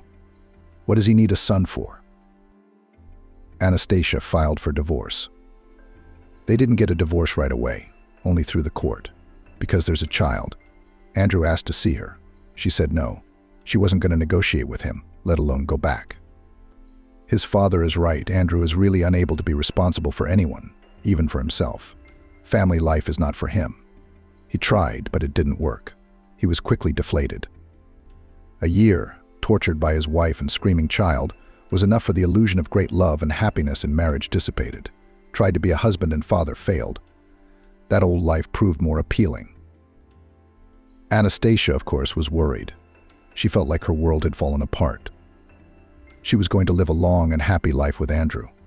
Despite the terrible offense she still loved, interrupted her soul with memories of recent happiness, forbade herself to remember, but it turned out badly. She wanted to hide from everyone and surrender to sorrow. But all her days were taken up with the child, no time to suffer. Nayli was as supportive as she could be. "My darling, you should at least cry. It might make you feel better." "But why cry? I've cried and still I feel sick. Are we some kind of defective princes? I told you, but who can learn from other people's experience? But you want your own rake." "Come on, what's there to remember now?" said Nayli. "Aren't you moving forward into a new life? You don't realize how lucky you are. If you had missed for 5 years, you would have tolerated it, forgiven it. There was only one end anyway, and the kid would have grown up by now. You have to explain things to him somehow." "Oh, Anastasia, you've suffered a bit. But don't take too long. Yes, your husband was a jerk, but at least you have a son." What a jerk her husband was, Anastasia found out a couple days later. She was served a summons to the court, where the issue of determining the place of residence of the child will be decided. Andrew demanded that the child live with him. Anastasia was in a panic. She didn't understand why Andrew needed a son, but it wasn't like he was going to become a single father and raise a child. If it was his parents' idea, that was strange too. They hadn't seen a grandson in a year, and now they were in love. Or is it because Benjamin's the heir? We should keep him to ourselves. I don't know what his uneducated mother would think. There was no time to look into the reasons, but to decide what to do. The chance of losing the child was real. Anastasia realized she couldn't win the trial. No home, no job, no money, even if she had everything. Suing the rich and powerful Biltons was futile. Anastasia thrashed around the apartment in terror and despair. Her head wasn't working at all. There was only one thought: I won't give it back. I won't give it back. There was no idea how to do it. When Nayli arrived, Anastasia was banging her head against the wall with her son in her arms. Benjamin must have been roaring for a long time. Nayli couldn't get him out of her friend's arms. She was hysterical. Having calmed the child down, Nayli sent Anastasia to the kitchen with Valerian and gradually found out what had happened. "Nayli, won't they take my son away from me?" Anastasia asked with desperation. "I can't live without him. They'll take him away and I won't see him again." Anastasia's eyes were so frightening to look at. "I won't give him back," she repeated. "Calm down," said Nayli. "Stop being hysterical. If you get that hysterical in court, they'll put you in the hospital." "Calm down," said Nayli. "Let's think about what to do. We need a good lawyer. Only there are no such lawyers here. We can't afford a Moscow one. No, that's silly. The Biltons will have a better lawyer anyway." "Jesus, Nayli, what lawyers?" Anastasia exclaimed in despair. "I can't win this trial with neither money nor lawyers. We have to hide somewhere so they won't find us. We'll leave. We'll run away. If I don't show up in court, they won't rule in my favor. Whether you show up or not doesn't matter. They'll win. We'll leave. We just have to think about where. We can't go to my mom's. They'll find me. I don't have anyone else." "Do you realize that if you run away, they'll be looking for you?" Nayli asked. "Are you going to hide for the rest of your life? Then you have to go somewhere where they won't find you." There was no logic in Anastasia's words. What logic if your thoughts were scattering like cockroaches and you couldn't put them together? But her intuition was screaming to run. Until morning they sat, going over the options, sometimes very absurd. They couldn't go to Moscow. They couldn't go home either. Abroad, it's even from the realm of fantasy. They tried all their relatives and friends. "No, we can't. It's too obvious they'll find it." And then Nayli remembered that her grandmother had a friend, Aunt Carla. Nayli knew her a little, having traveled with her grandmother a few times as a child. Carla lived in some remote village. Nayli remembered it had been a long drive. About 5 years ago, Aunt Carla had died. She was a lonely woman. Why didn't she have a family? Nayli had never wondered. She'd left her house to a friend. She had children and grandchildren, in case she needed it. Her mother once said that the neighbor's daughter lives in the house now. Let her live there. The house is empty. I can't afford to sell it. And why sell it? It's worth a penny. Let it be for a rainy day. That's where we should go, said Nayli. And that rainy day came. The Biltons aren't digging. They're nobody's relatives. I'll call my mom in the morning and find out where to go. Only the village is out of the way. The bus doesn't go there. I remember it took me and my grandmother about an hour to walk down some country road. But we always went in the summer, Nayli said. An hour on the road isn't too bad, is it? What about with Alex in your arms in the cold? They clear the road, of course, and they take groceries to the store. The ambulance comes. I remember my grandmother asking me, how do you live here in winter? And Aunt Carla said it's not always possible to get out. But they don't go to town every day. When the road's cleaned, they go. Oh, Anastasia, we've got the wrong idea, Nayli exclaimed. Scared to let you go? I'm afraid to stay here. I'm a country girl. I'm used to wandering in the woods. And the fact that it's in the middle of nowhere, with no roads or communications, is even better. Call your mom. Tell her to give you the address. Thank you, Nayli. This really is the way out. We'll stay there and see what happens, Anastasia said. Anastasia's mind cleared, her panic receding. She began to pack for the trip, folding her clothes, taking the warmest ones. She couldn't carry much. She withdrew the rest of her salary and allowance from her card. When would she ever see an ATM again? Nayli got the address. The village of Barrickrick. What a nice, bright, optimistic name. Anastasia was so afraid for her son that she was ready to go right away. Nayli talked her out of it. Calm down. We'll call and see when the bus is, she said. You're in a hurry today. You can go tomorrow. Nayli, don't tell me where it is. You're the only one who needs to know. Don't worry, friend, we'll get through this, said Nayli, even though she was feeling a little wary. She knew that running away was not an option. The police would be looking for her, not only the Biltons, but also the Biltons. But Anastasia saw no other way to stay with her son. It's scary, but without a son, life would be over. So she must flee. Doubt is a useful thing, but not now. It's done. Let's go, Anastasia said. The bus left Stoneville Station at 1 o'clock in the afternoon. It was just over 200 kilometers to the village, so she would be at the road that led to the village around 5. It gets dark early in the winter, but it's still light at 5 p.m. If it's still an hour to the village, we should get there by daylight. That's good. I wouldn't want to wander through the woods in the dark. They say there are wolves here, Nayli said in a shaky voice. Anastasia had Alex in her arms and her bag on her shoulder. She got on the bus. It was old, rattling, forced, and most unpleasantly, poorly heated. After an hour on the bus, Anastasia realized she was freezing. Her feet were especially cold. The metal floor of the bus was about the same temperature as outside the window, about 25 degrees. She tried to lift her legs, but she couldn't stand it for long and put them down. Pulled her jacket out of her bag and covered Alex. A blizzard had started. There was a shroud of snow in front of the bus, swirling back and forth. Anastasia didn't understand how the driver could see the road, but they kept driving. She raised and lowered her frozen feet, wiggled her toes in her boots. Time passed, and more hours later, when she was stiff, the bus stopped. Who wants to go to Berry Creek? The driver asked. You see the clearing between the trees, that's where you go. Why isn't anyone meeting you? Good luck, then. We're fine, Anastasia said. Thank you. The bus left. Anastasia wrapped her scarf tighter, put her bag back on, and walked on. The road must not have been cleaned today or yesterday. There was a lot of snow, and it was hard to walk. The blizzard was hitting her face, making her eyes water and coating her eyelashes with ice.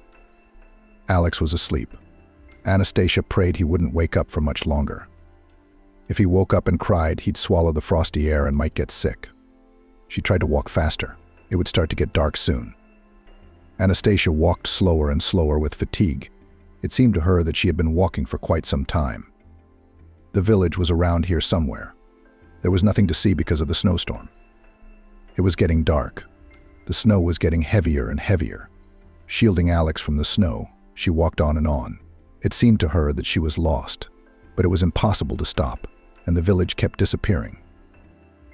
Suddenly there was a howl or a bark. A shadow flashed between the trees. Wolves. Anastasia threw her bag off her shoulder and tried to run. The snow was deep and sticky. She fell, covering her son. The wolf didn't pounce for some reason. He sat down next to her. Anastasia raised her head. "They say there are wolves here," Nelly said in a shaky voice. Anastasia had Alex in her arms and her bag on her shoulder. She got on the bus. It was old, rattling, forced, and most unpleasantly poorly heated. After an hour on the bus, Anastasia realized she was freezing. Her feet were especially cold. The metal floor of the bus was about the same temperature as outside the window, about 25 degrees. She tried to lift her legs, but she couldn't stand it for long and put them down. Pulled her jacket out of her bag and covered Alex. A blizzard had started. There was a shroud of snow in front of the bus, swirling back and forth. Anastasia didn't understand how the driver could see the road, but they kept driving.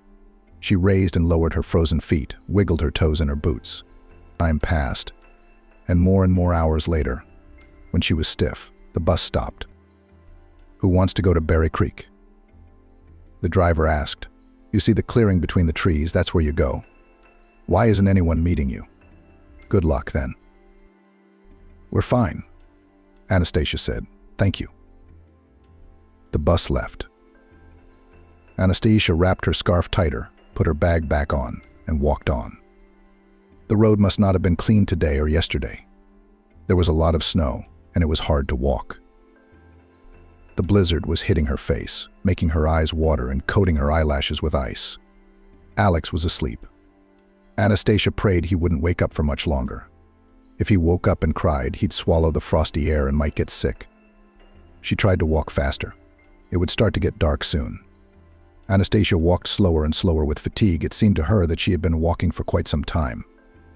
The village was around here somewhere. There was nothing to see because of the snowstorm. It was getting dark. The snow was getting heavier and heavier. Shielding Alex from the snow, she walked on and on. It seemed to her that she was lost. But it was impossible to stop, and the village kept disappearing. Suddenly there was a howl or a bark.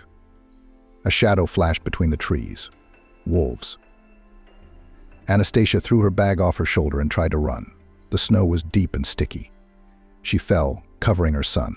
The wolf didn't pounce for some reason. He sat down next to her. Anastasia lifted her head. It wasn't the wolf's shadow, but a large white dog. It stood up, barked, waved its muzzle somewhere forward, and ran away.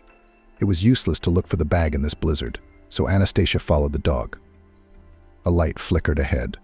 She walked toward it, barely moving her numb legs and holding Alex tightly against her so she wouldn't drop him. The light burned, and she walked toward it. Gradually, it took on the outline of a window, and around it the outline of a house began to show through the blizzard. "My God, there are people there," she thought with relief. Anastasia staggered up onto the porch and tried to knock on the door with her hand.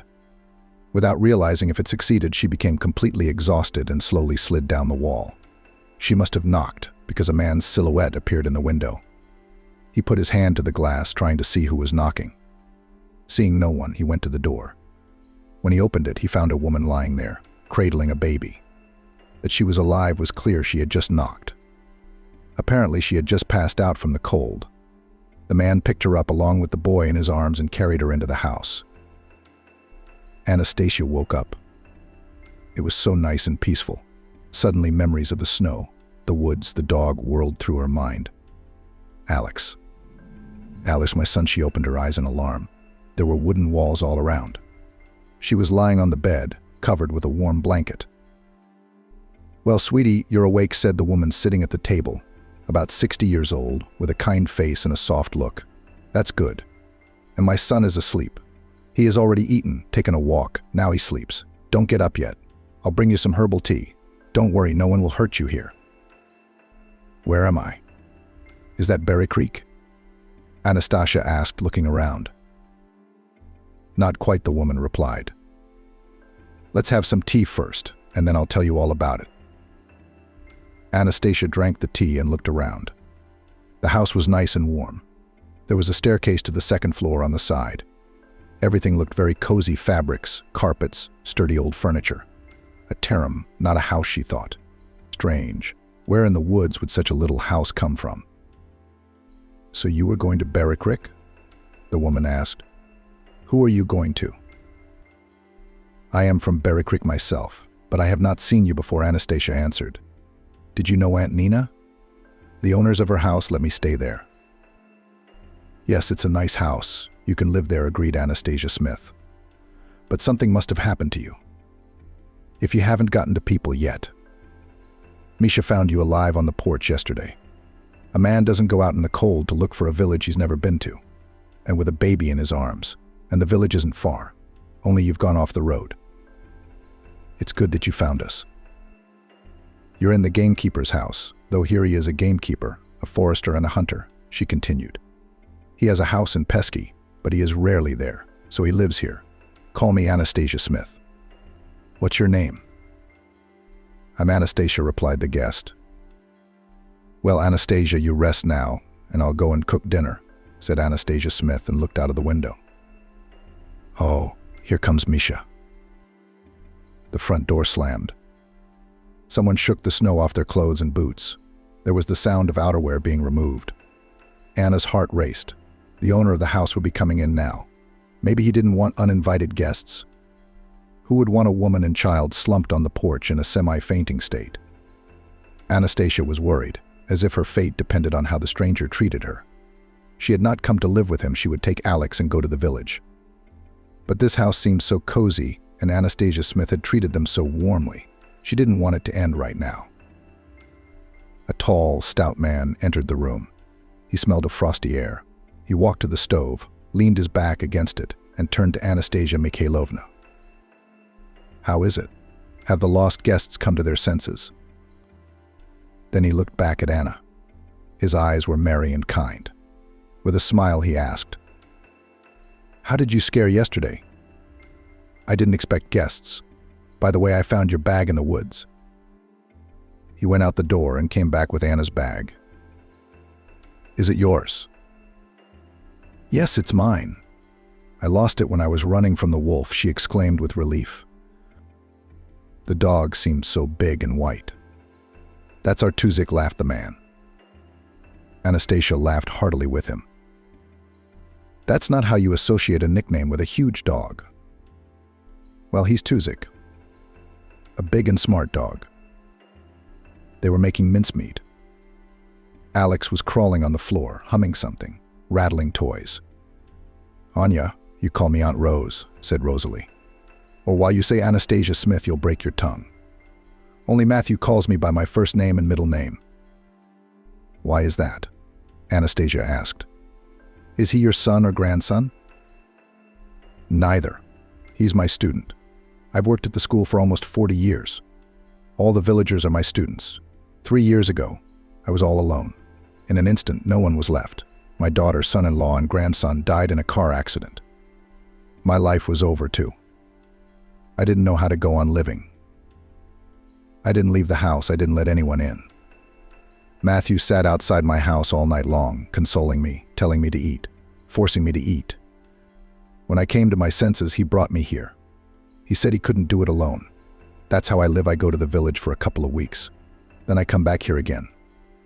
I can't do without this house, and I can't do without Matthew. So decide who he is to me. Wiping away her tears, Anastasia hugged Rosalie. Her heart clenched with pity for the woman, for Matthew, for herself. Rosalie cried too, and hugged Anastasia. She had suddenly told her story, deciding that these people had a right to know how she had come to be with them. They wouldn't hurt or offend. Matthew came home to find Rosalie and Anastasia hugging each other and wiping away tears. Alex was moving from one to the other, and he had a face that made it look like he was going to cry, too. There were unfinished dumplings on the table. "What's wrong?" Matthew asked, picking Alex up and walking over to the women. Two pairs of crying eyes looked at him. Then the women sighed, wiped away their tears, and continued making dumplings. Matthew demanded an explanation. After dinner, they had a big council. Anastasia told them everything again. They began to think of ways to help her. "Anya, do you know how the trial ended?" Rosalie asked.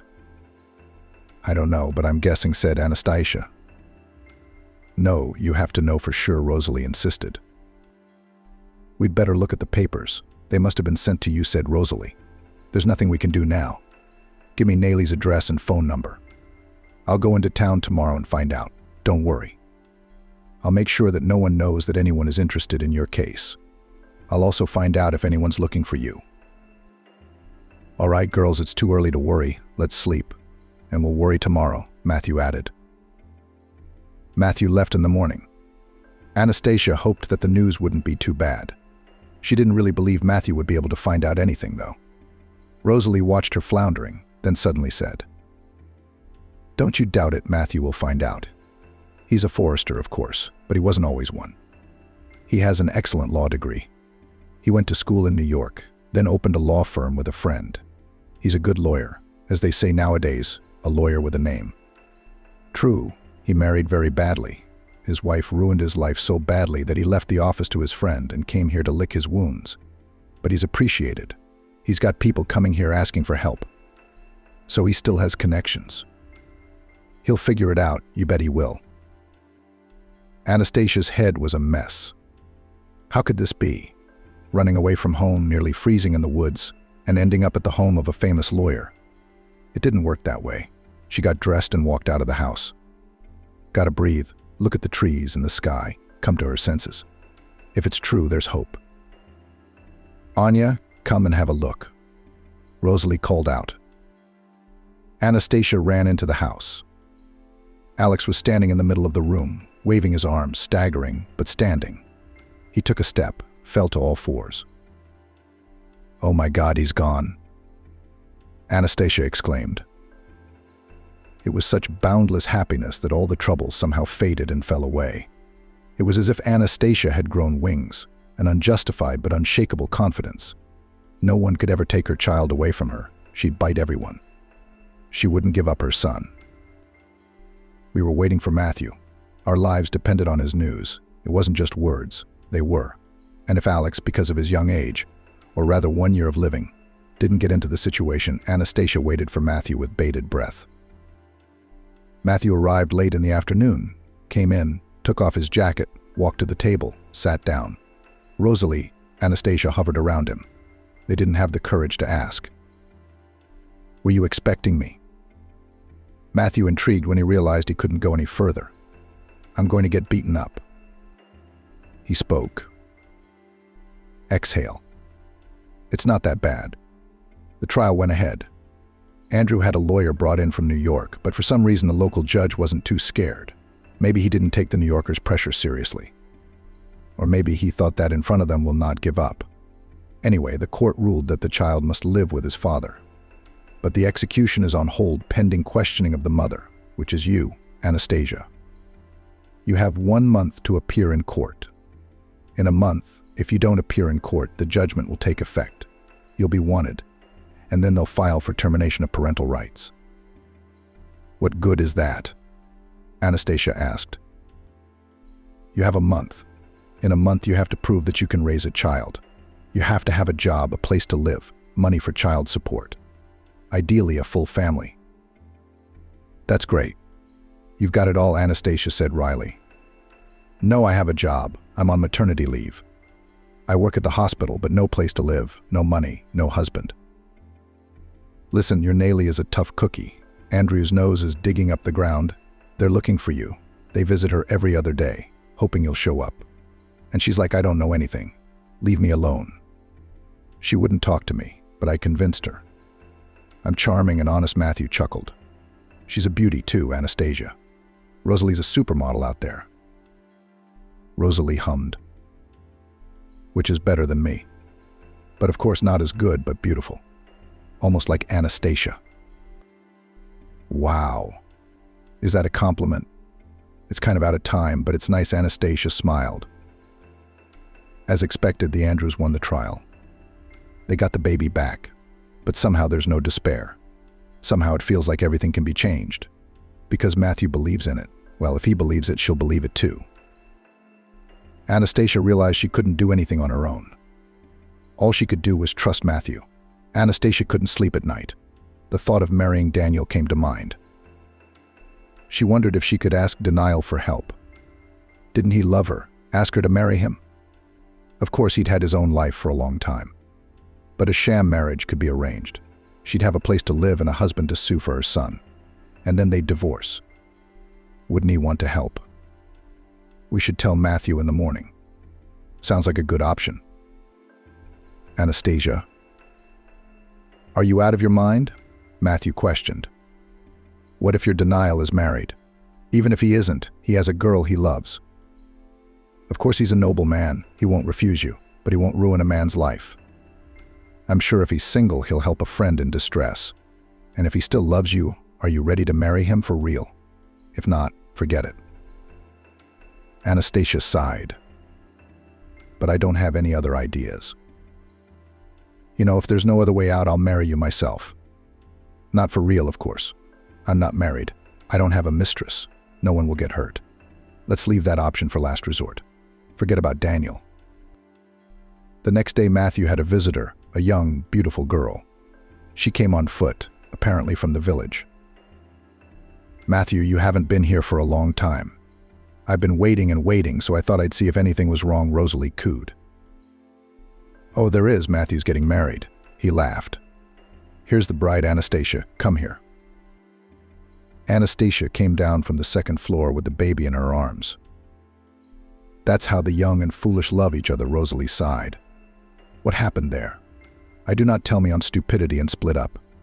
She didn't even tell me about the baby. Matthew brought them here as soon as he found out. He's a bit of a mess now. Think about it. The woman you love is back. And he's got a son. They were both speechless when one left, the other outraged. Rose, why are you lying? Imagine there's no normal men in the village. There's only my Matthew, and he lives in Biryakovo. All the unmarried women are making plans for him. He's had a hard time fighting them off. I barely got out. I wasn't lazy to drag him through the woods. And he doesn't want it. He doesn't like anyone. Anastasia said thoughtfully. Only you, Matthew. I can see he's got a twinkle in his eye. Don't you like him at all? Carla continued.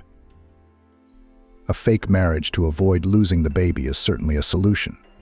But I'm afraid it's going to kill him. It's not what he's hoping for. Oh, how Anastasia's heart ached. She liked Matthew, liked him too much.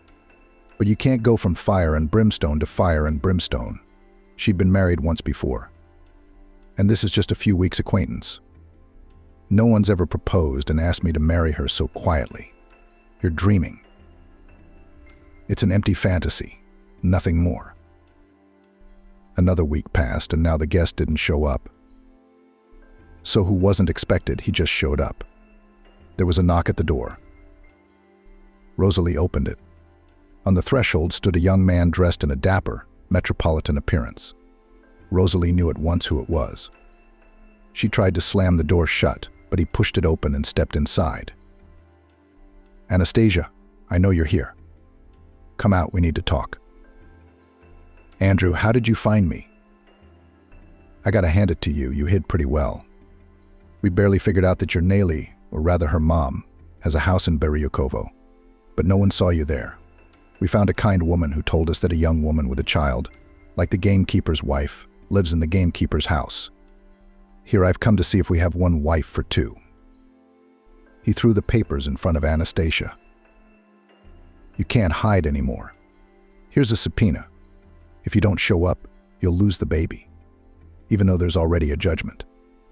They just want to observe all the formalities and see the mother in court. I suggest you don't go to court and sign all the papers. I've got it right here. Anastasia exclaimed indignantly. Do you seriously think I will give up my son voluntarily? Then you don't give him up voluntarily. You don't have a chance. And don't you dare run away again. I'll find you. I'll see you in court. What a scoundrel. Rosalie, who had been silent all this time, couldn't stand it. He needs a child, and he didn't even ask how he was, if he was sick. Carla looked sympathetically at Anastasia. Suddenly needing something? He's so bored he didn't even ask to see it. Anastasia, you can imagine he didn't even want to see it. She's fighting for him in court. Give me the baby. How did you manage to marry someone like that? I don't know, Anastasia said sadly. Aunt Rose was stupid. She wouldn't listen to her mom. They talked as if Andrew wasn't here about him, but without him. Andrew looked at them perplexed. Have they gone completely crazy? And went out, loudly slamming the door. That's it now. Now only the trial, in which everything is already decided, said Anastasia. Back in the evening, Matthew experienced déjà vu. Sitting again, crying again. Okay, girls, I'm sick of you. Why are you crying so much? I told you, everything will be fine. Just because your half-baked tycoon showed up today, it doesn't mean anything. Don't look so surprised. I know he came. I even know what he came with, a subpoena. Give me 2 more days, then I can go to court. If anything else comes up, I'll let you know.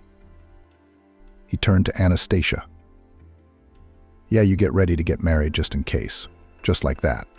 Clearly the marriage wouldn't be real. But Anastasia was worried, like she was actually getting married. She'd been watching Matthew, and she liked him more and more. Missing him when he was gone for long periods of time. Glad when he came. He wants to help. He's even willing to marry. But if he didn't have to save her, would he marry her, she pondered.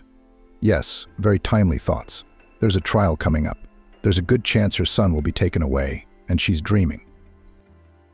Sometimes Anastasia fell into despair.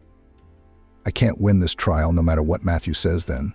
Seeing Matthew driving into town, bringing some papers, she began to believe that all was not lost. Matthew's a lawyer, knows what he's doing.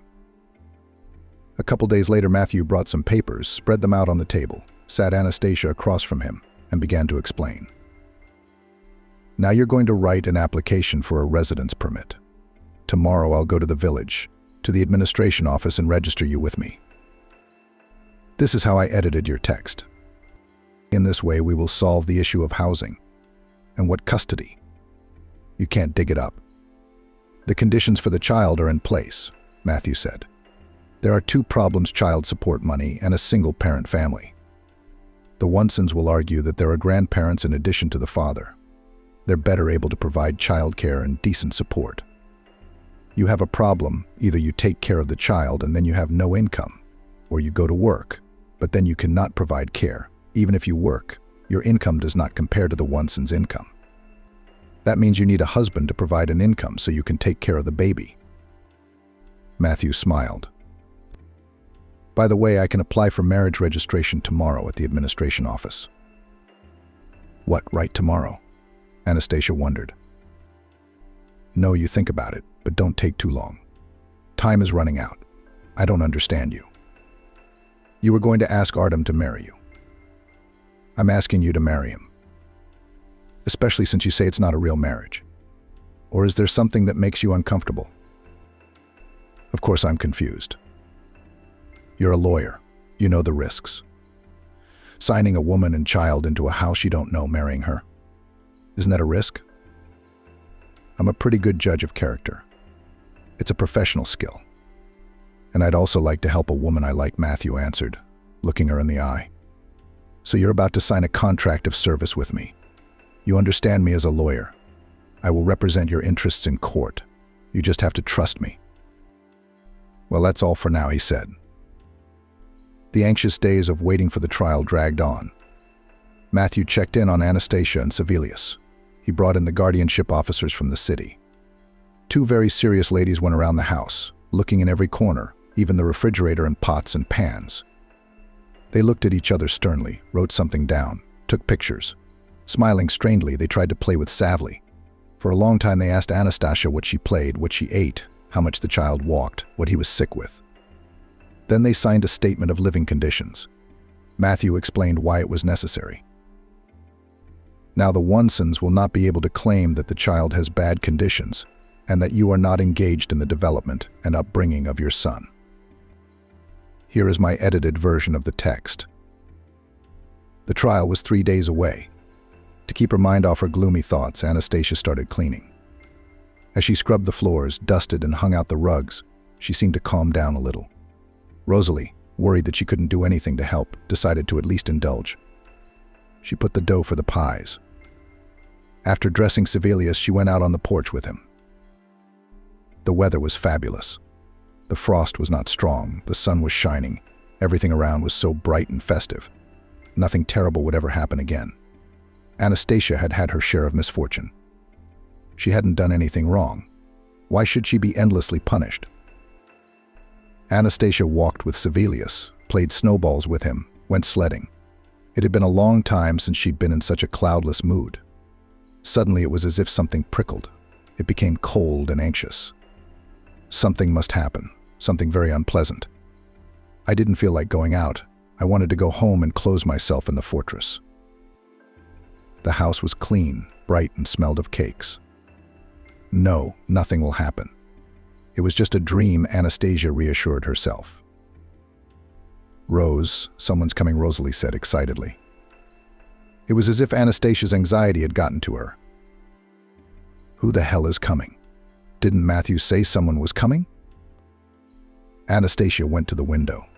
A large black car was turning down the driveway toward the house, so much for trouble. Her intuition didn't fail. There was a knock at the door. Anastasia took Sevelius in her arms. Rosalie went to open it. 2 men stood on the doorstep. "Hello, I'm looking for Anastasia," one of them said. "Anastasia Smith?" "Come in," Rosalie replied. One of the men went inside, the other stayed on the porch. "You must be Anastasia." "And this is Sevelius. I'm Dan Vonson, Andrew's father. I'm here to get you to sign the relinquishment papers.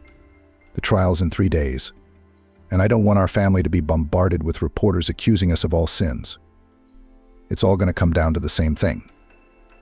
Let's save time and nerves. If you need money, give me a sum. You shouldn't have come. I won't sign anything. There'll be a trial." "So it'll be a trial. Are you going to give me conditions? What are you hoping for? And in your position, refusing to settle things amicably. You have no job and no money at home. Do you think you'll get to keep the baby? What I have and what I don't have, my lawyer can explain to you. I'm not talking to you." "Lawyer? Where'd you get a lawyer?" "Well, no lawyer's going to help you anyway. You're grasping at straws, girl." "Give them his info, my lawyer will contact him. If you're going to sue, they have something to talk about." "Matthew Anderson, please." "Service agreement? Who's Matthew Anderson? The one from LA? Don't bullshit me, you don't have the money for an average lawyer. And Anderson doesn't do charity work. And paternity cases are out of his league." Dan Wonson scrutinized the contract details. "This can't be right. What kind of tricks are these? Are you trying to trick me? Contact Matthew Anderson and ask him all your questions yourself. You'd better get going. It's a long drive back to town." "Oh, I found out what you're up to." "Then you're in trouble. You're not going to win a trial by smashing me up against the wall." Vonson irritably tossed the contract and walked out. Anastasia was shaking. Apparently the Wonsons really don't want a scandal, since Wonson SR had shown up to talk her into it. It's a scandal, and Andrew's back at the center. Journalists love Andrew. They'll tell you how the son of a steel magnate is stealing his ex-wife's baby. It's not the Wonsons who are afraid of a trial. They are sure that no court will go against their money and connections. They're afraid of being on the front page of the tabloids again. They're afraid for their reputations. Respectable and seemingly prosperous family Wonson, most of all afraid to fall in the mud, to lose the image of infallibility, hence the threats. How afraid Anastasia was. It seemed to her that everything was for nothing, that even Matthew could do nothing. She cradled her son in her arms, like it was the last time. "Should we leave?" Rose asked. "What do you think? Do you think they'll find us again?" "No, we have to go all the way now. Otherwise it'll never end." "What are you talking about? What do you mean you're leaving and leaving us behind?" Matthew asked. "My girl, we're together now, and I won't let you hurt Sevelius. You'll see." Matthew, when he heard what had happened, said, "Don't panic. I've got everything ready for trial. I don't care what Vonson said. We're going to win the trial, I promise you." "You believe me?"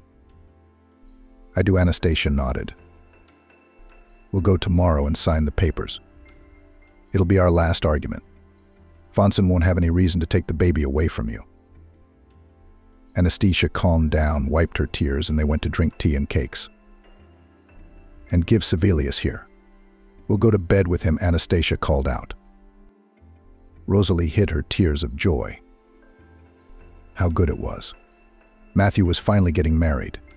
She was so attached to Sevelius that she could not imagine a better family for her beloved Matthew. She couldn't believe it wasn't a real marriage. Not until they admitted it to themselves. She had realized long ago that it was true love. Tomorrow they'd get married, and then we'd see how much strength they had to hide their feelings from each other. "Come on, brides, let's have tea, and then go to bed. Put everything out of your minds. Don't get discouraged before your time. You need to rest so you look good tomorrow. You're getting married, after all." Rosalie came over and hugged Anastasia. "I'm so happy for you." The next day, Anastasia and Matthew got married without guests, witnesses, or rings. Only Rosalie and Sevelius were waiting for them at home. Anastasia's mind was in turmoil, uncertain, unspoken. Had she really gotten married? What to do about it now? Here sits next to her husband, or still not a husband. And if he said after the trial, "That's it, wife, divorce." Anastasia realized that she does not want to divorce him and wants a real marriage, only with him alone. But you can't say that. Yeah, the situation. There's no telling what Matthew's thinking. He's sitting there with a completely unperturbed face. No emotion, just a smile or a sneer in his eyes. Married and married, it's no big deal. We're used to it. Only Aunt Rose sputtered with emotion, happy, hugging, kissing.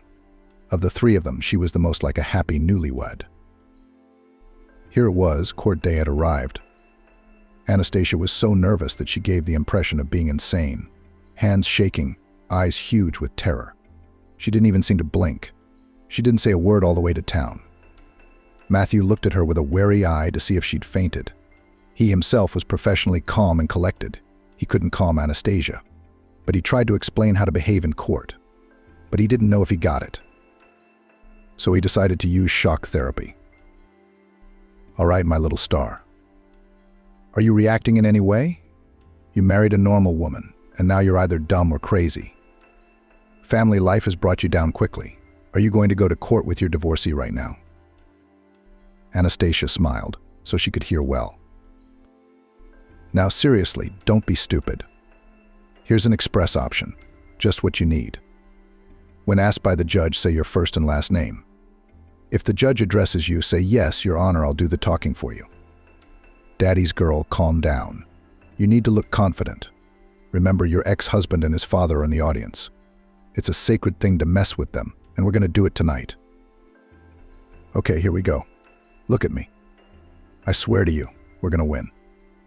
All right, one last shot." He leaned over to Anastasia and kissed her. "Okay, I think I'm back to normal now, but it's over. I'm all you're going to think about now." Outside the courthouse, Nellie was praying. When she saw her friend, she threw her arms around her and kissed her. Nellie's presence finally brought Anastasia to her senses. Not to say she'd calmed down, but when someone was supportive, confidence was added. Matthew turned on, stopped joking. His gaze became hard.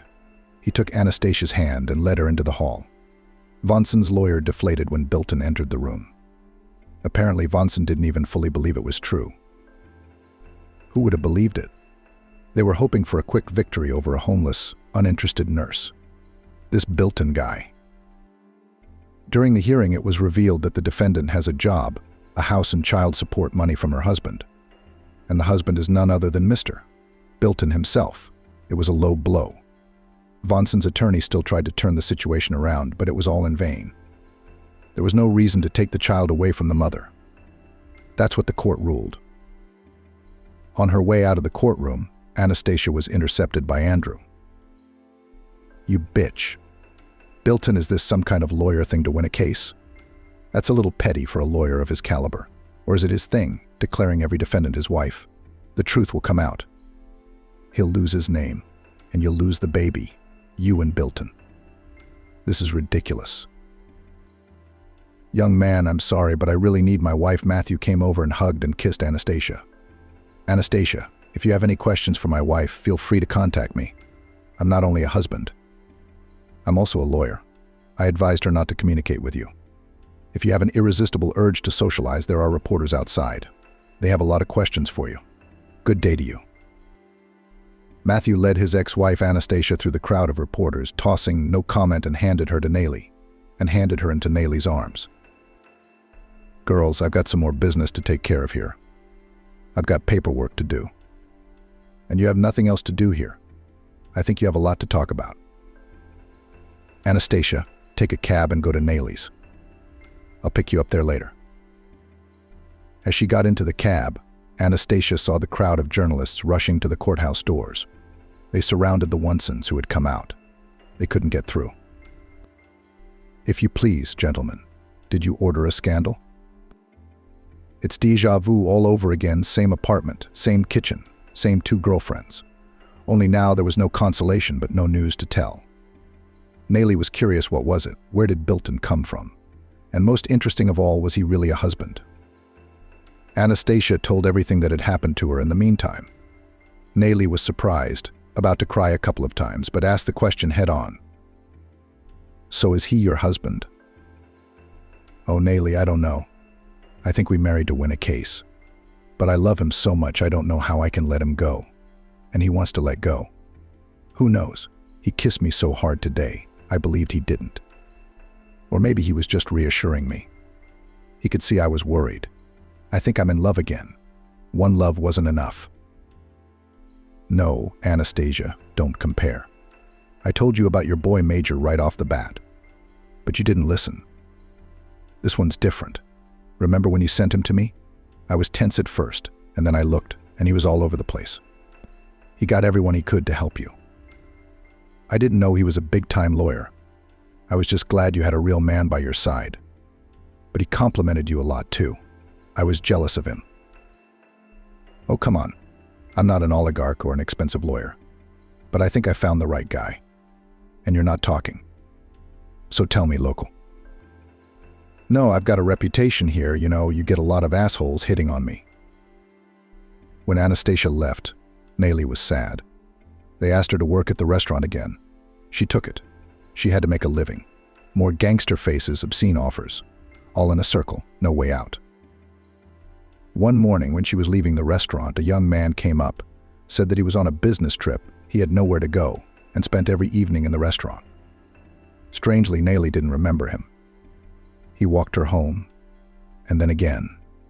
And then again a week later he was going home and suddenly called Nayli with him. "Let's go and see where I live and meet my mom. Just for a couple days. What have we beautiful people got to lose?" So Nayli went. She stayed there only 2 days, but the trip back and forth took a week. Alex lived in a small town in Houston, in the Appalachian foothills. It was an amazing town. Everywhere you went, there were mountains ahead. The town stood in a valley, but there were mountains on all sides, southern-style, bright, blooming, even in winter. For a native Houstonian, it was a fabulous little house in a thicket of unseen bushes. Alex's sweet, friendly mom Nayli fell in love with the city, the house, and a little bit of Alex. Back to gray, unfriendly Houston.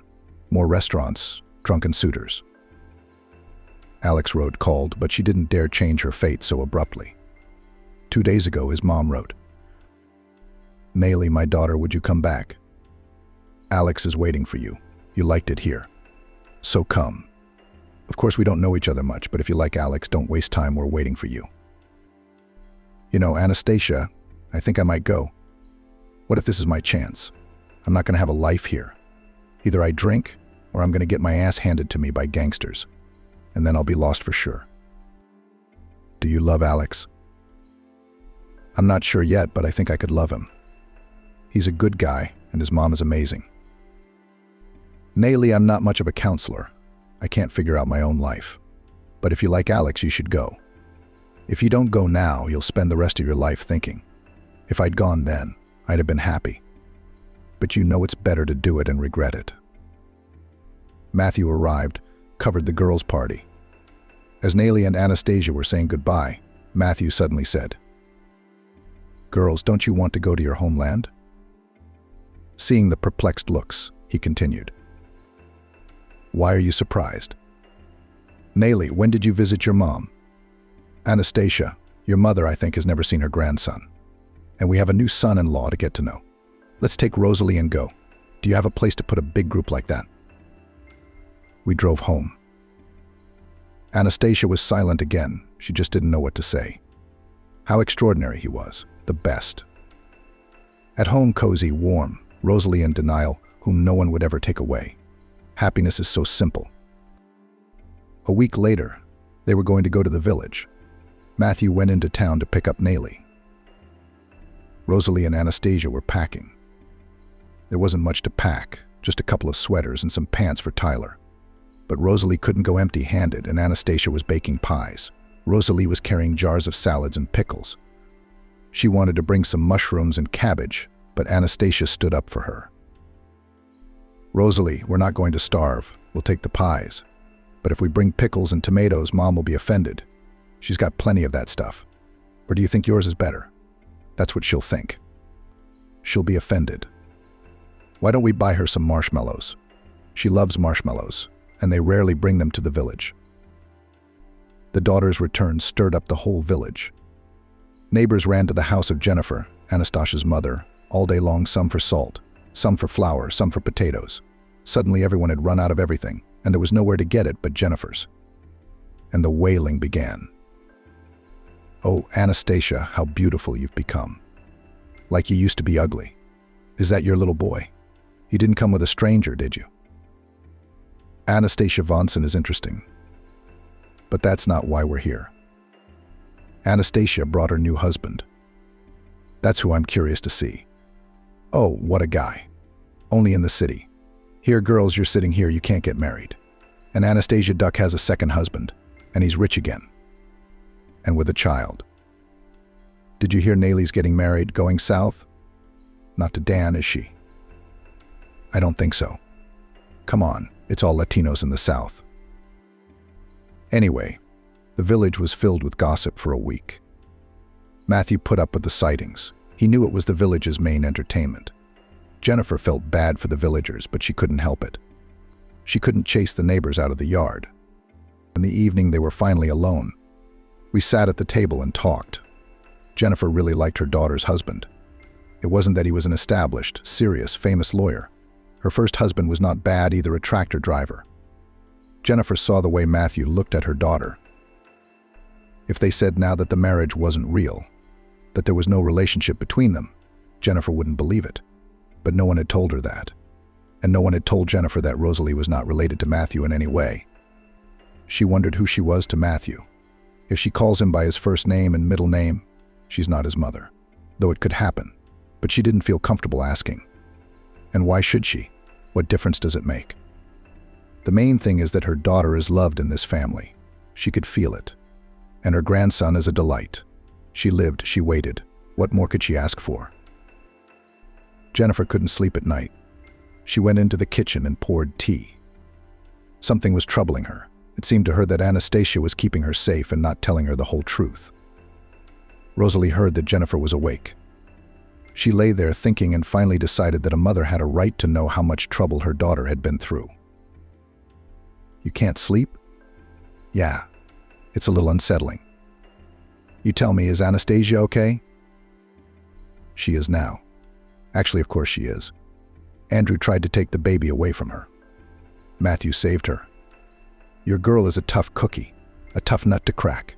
She fought so hard, and Matthew just fell in love. But if he hadn't, he would have helped her anyway. So Rosalie told Jennifer everything, or almost everything. She didn't mention the fake marriage. Why would she if it wasn't relevant? What did she say? No, she didn't say anything. Wouldn't I have helped?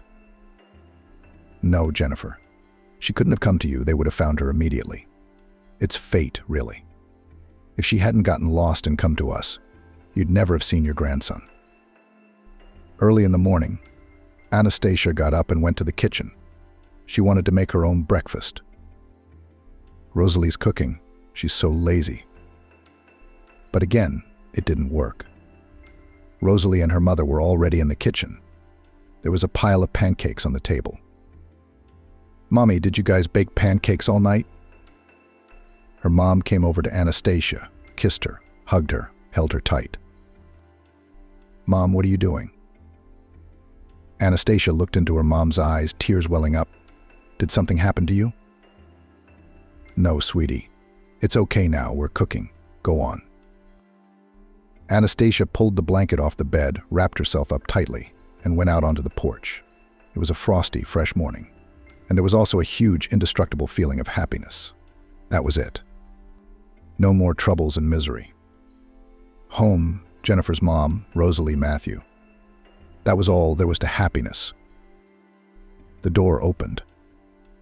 Another cocoon, Matthew, fell out onto the porch. You know, it turns out I miss practicing law. Your case, I'm sorry, it's not my level. I think it's time to call it a night and get back to work. If you ever think about it, will you come with me? That's not how I'm asking you. First it was, Anastasia, will you marry me? I've already. No, that doesn't count. The first one, a real wife, someone I love. I want a wedding, although I think you're the one who should be talking. You and I haven't even exchanged rings. You can't do that. I don't get it. Are you in? Or are we getting divorced? No, we're not. I'm in. Emma was rushing home when suddenly she heard a. Emma turned off the bedroom light. Time to go to bed. Tomorrow's a day off, of course. She could stay in bed longer, but it was almost 1 o'clock in the morning and her eyes were getting sleepy. Hurry up and get under the covers. The woman watched her favorite TV series and could not tear herself away. So their everything was vital love, betrayal, and a difficult period of the main character. Just like in her, Emma's, fate. The series also ended with a happy ending. It was clear from the very beginning. There's no such thing as a happy ending in a movie like this. Anything could have happened to Emma. But the circumstances are such that she's doing well now. I can't believe it sometimes. How great everything turned out in the end, as if Emma's life was prescribed by the director who creates all these series. It all started many years ago, and at the start little Emma had a lot of hardships and losses waiting for her. Her early childhood she remembered vaguely. In the memory remained only sensations and images. Father strong, reliable, big. He often carried his daughter on his strong shoulders. The girl adored these moments. It was both fun and a little scary to look at the world from such a height. Her father's strong arms supported her back and legs. Emma knew she was safe. Mom. Warm hugs, kisses, a gentle voice, her face always somewhere high and lost in a haze. Emma can't remember Mom's features. They blur, slip away. But for some reason she can still clearly see her mother's dress in front of her turquoise with small black polka dots. And then her parents were gone. Suddenly, overnight, the lives of the young couple were taken away by a fire in the dormitory. Someone left an unlit cigarette butt on the sofa. But fortunately, Emma was then in a round-the-clock kindergarten, and therefore did not suffer. She remembers how much she longed for her family. First she cried, then she was angry at her mom and dad. Why don't they come? Why don't they pick her up like they used to? The nanny explained as best she could to the 3-year-old. Emma was very tiny then, but she still remembered her feelings: fear, despair, for some reason rage. The girl was to be sent to an orphanage. The appropriate papers were already being drawn up for her. But then Aunt Chris, her father's sister, showed up. She lived alone in the village, pulling 2 daughters and Emma.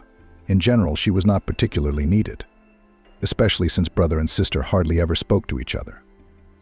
But relatives of Emma's father pressed on Chris, say, cannot be allowed to have a living aunt girl in the orphanage grew up.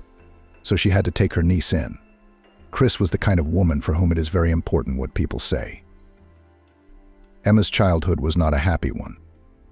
Aunt Chris wasn't exactly happy about the extra mouth.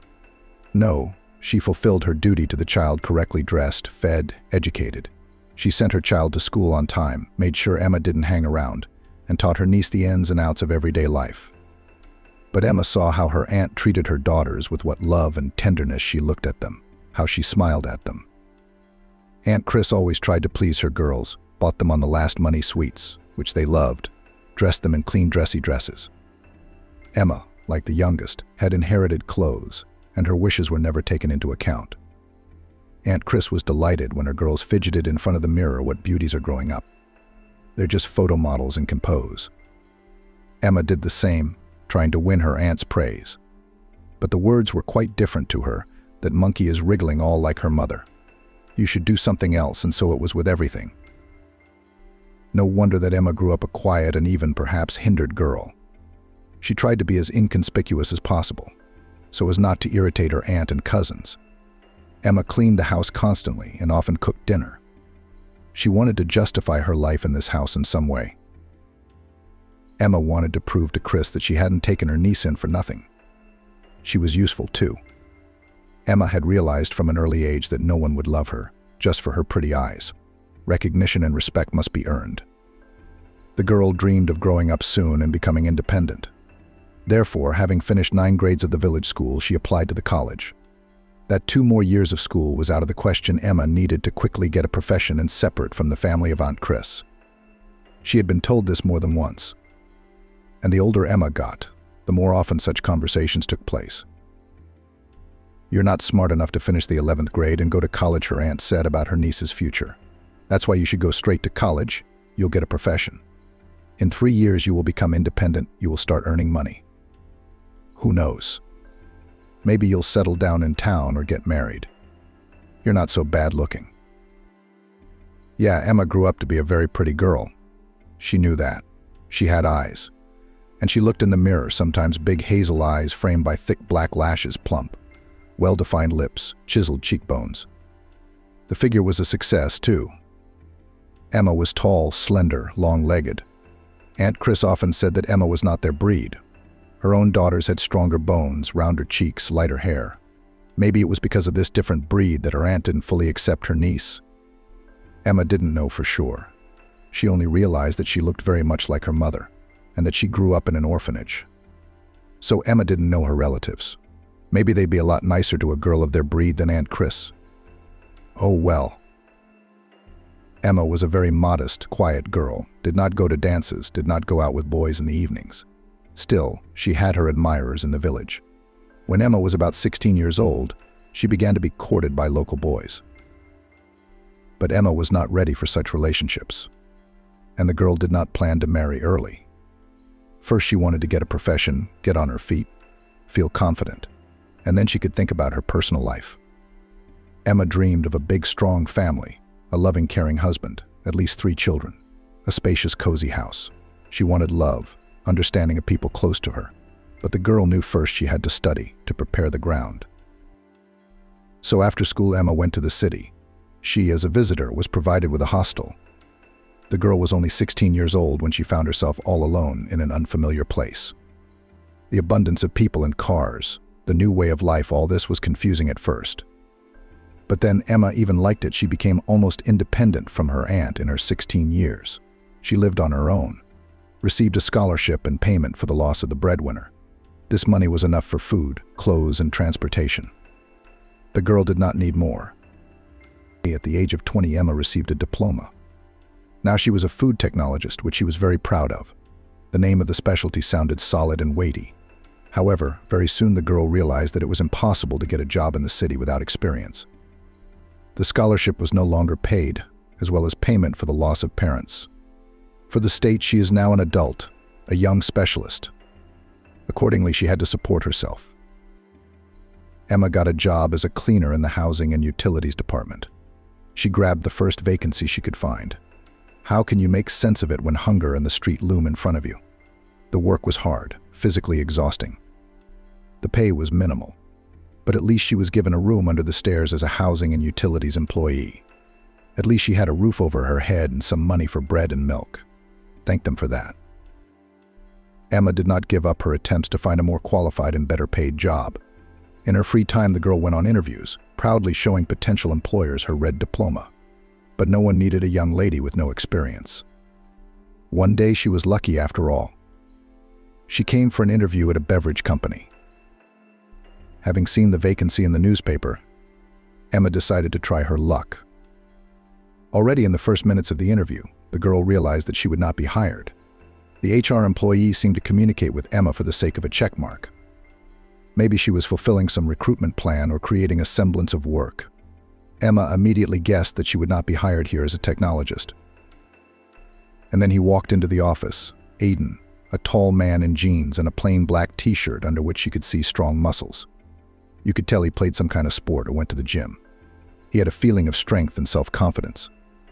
He looked like a Hollywood actor, a slightly mocking look, white teeth, a charming smile, charming dimples on his cheeks. The man was about 15 years older than Emma. The girl, without wanting to, looked at him. Then she realized, looked away. She didn't want him to notice her involuntary admiration. He'd think she was a fool. But Aiden had noticed. He winked cheerfully at Emma and turned to the human resources lady who was conducting the interview. And who is this young, lovely creature, an applicant for the position of technologist? But she's not a good fit.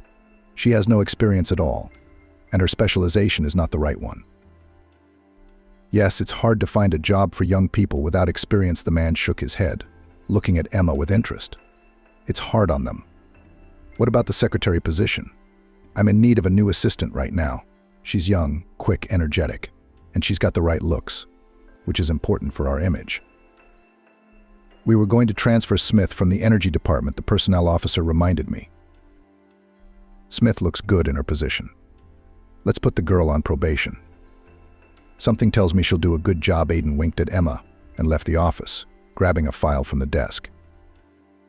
Without expecting it, Emma became a secretary. The job was not difficult. The girl was quickly brought up to speed.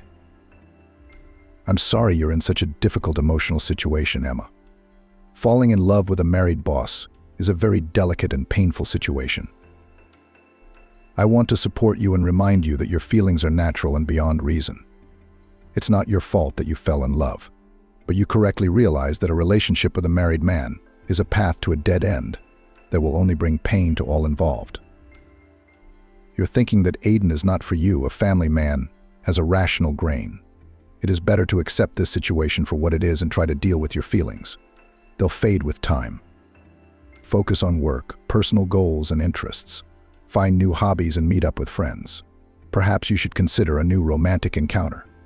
It will be easier to distract yourself that way. Hang in there, Emma. You are a strong girl and you will definitely cope with this difficult situation. I believe in you.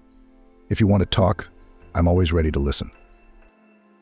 Over the weekend, Emma got used to the idea that she had nothing in common with her boss. But on Monday, when she saw his smile and his eyes with a sly squint, she could not control herself again. She was dreaming, daydreaming. She wanted Aiden to hold her in his arms, to kiss her, to hold her close. Emma would be the happiest person in the world. One evening, Aiden invited Emma into his office. It was late. The co-workers had dispersed. The boss was preparing for an upcoming audit and had stayed late to look over the reports. Emma was required by regulation to stay as long as the boss was at work. Aiden rarely stayed late. Once every couple or 3 months at most.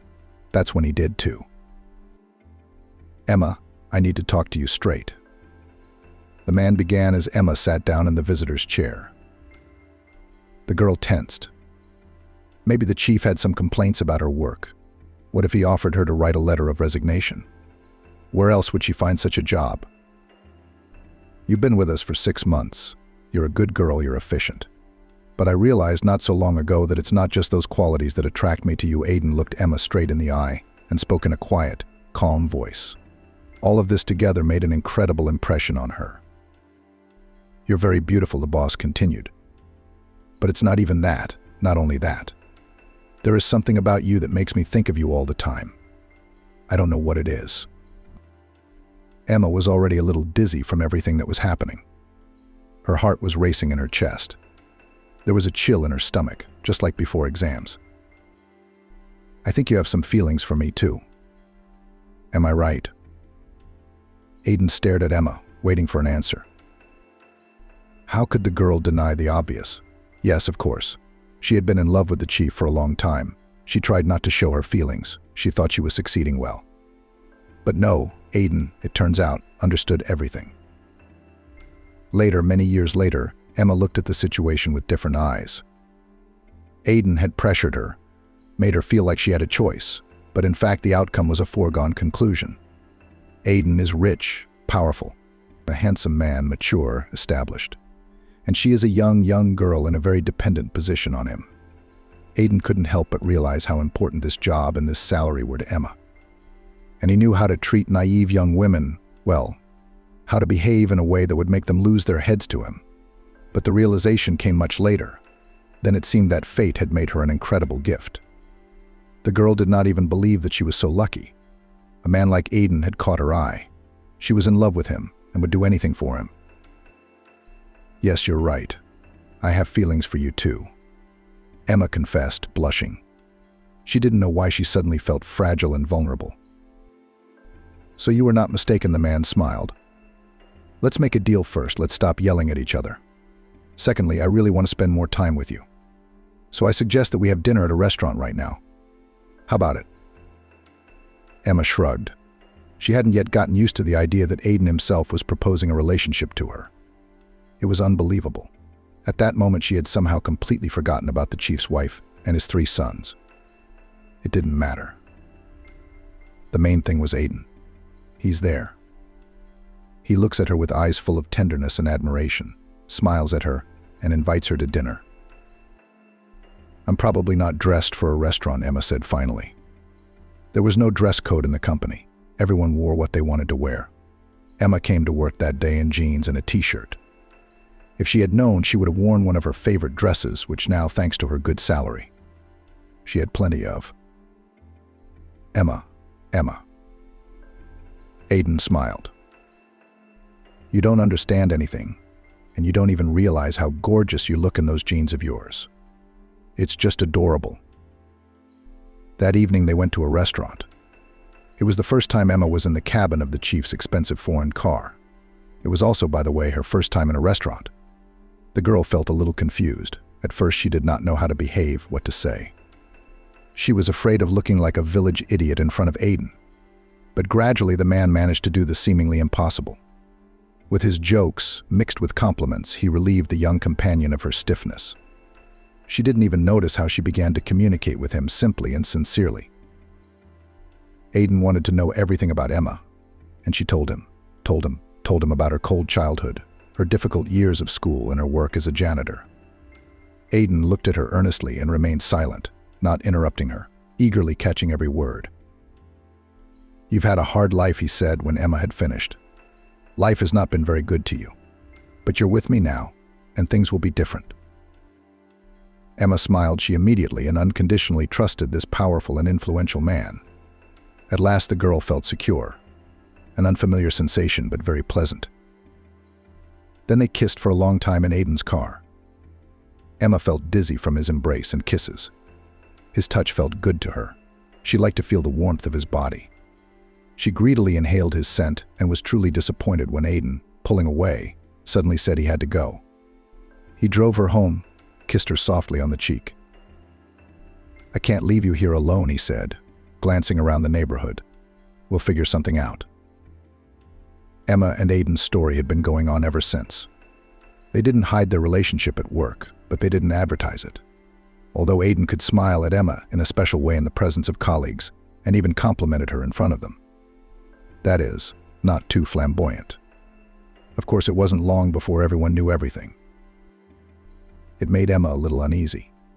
But no one said anything to her face. People valued their jobs and held on to them. That was probably why no one wanted to ruin their relationship with the chief. Before Emma knew it, Aiden had become everything to her. She didn't need anyone else, as long as he was near. To hear his voice, to inhale his scent, to feel his heartbeat. Emma was ready to dissolve in him, to do for him everything he wanted. When they did not see each other for a long time, which did not happen often, the girl was very longing. She could not eat anything. She melted before her eyes, and she ceased to be interested in anything. Books were not read, TV series were not watched. Emma counted the days and even hours until she met her lover. It was like an addiction. Aidan patronized Emma. He liked to surprise and delight her. The man was not stingy with gifts, expensive jewelry, brand-name clothes, shoes, certificates to spas. He thought of something new every time. Aidan rented a luxurious apartment for Emma in the city center, spacious, bright, stylishly furnished. Sometimes he stayed here overnight. And in those moments, Emma felt especially happy. She imagined they were husband and wife. She didn't have to share him with anyone or hide. The only thing that clouded her happiness was that Aidan had a family, a fact that couldn't be ignored. The man, without noticing it himself, often told Emma something about his children or his spouse. They were mostly funny and sweet stories.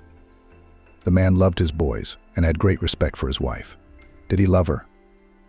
Emma couldn't answer that question for herself, and Aidan didn't dare ask. No, they often talked about frank topics, but here Emma was afraid to hear a positive answer. What if Aidan really loved his wife? And she, Emma, just a passing fancy? And yet Emma felt that Aidan took her very seriously. He may have planned a brief affair with the young secretary at the beginning of their relationship, but then it turned out that they were very good together. You understand me like no one else, Aidan confessed more than once, looking at Emma.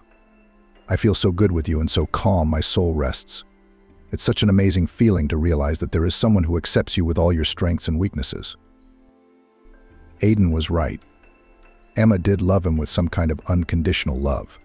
Even if he had committed some horrible act or crime, it wouldn't have changed Emma's attitude towards him. 10 years flew by unnoticed. Emma and Aidan grew closer during that time. They occasionally flew together on vacations. Aidan would book a business trip at work and take Emma with him. Those were wonderful days, the sea, the beaches, the incredible beauty of nature. And it was just the two of them, with no other eyes or ears. Emma wondered more than once if Aidan's wife knew that her husband had had a mistress for a long time. It was unlikely that she was still in the dark. The woman was not a naive fool. One day, Emma dared to ask Aidan about it. Don't worry, he smiled, stroking Emma's hair. She and I have a loose relationship. We, without straining each other with jealousy and control. Mealy is free to do whatever she wants, just like me. Emma couldn't understand that. She explained to herself that this relationship between the couple was a marriage of convenience, not love. Aidan and Mealy's parents were big businessmen who had decided to pool their capital and invested in their children. There wasn't much love between the couple. Emma didn't want to think so. It was somehow comforting and gave hope that when Aidan's children grew up and became independent, he could finally divorce his wife to make her Emma, his lawfully wedded wife. Yes, Emma was no longer the young, inexperienced 20-year-old secretary who had agreed to have an affair with the chief.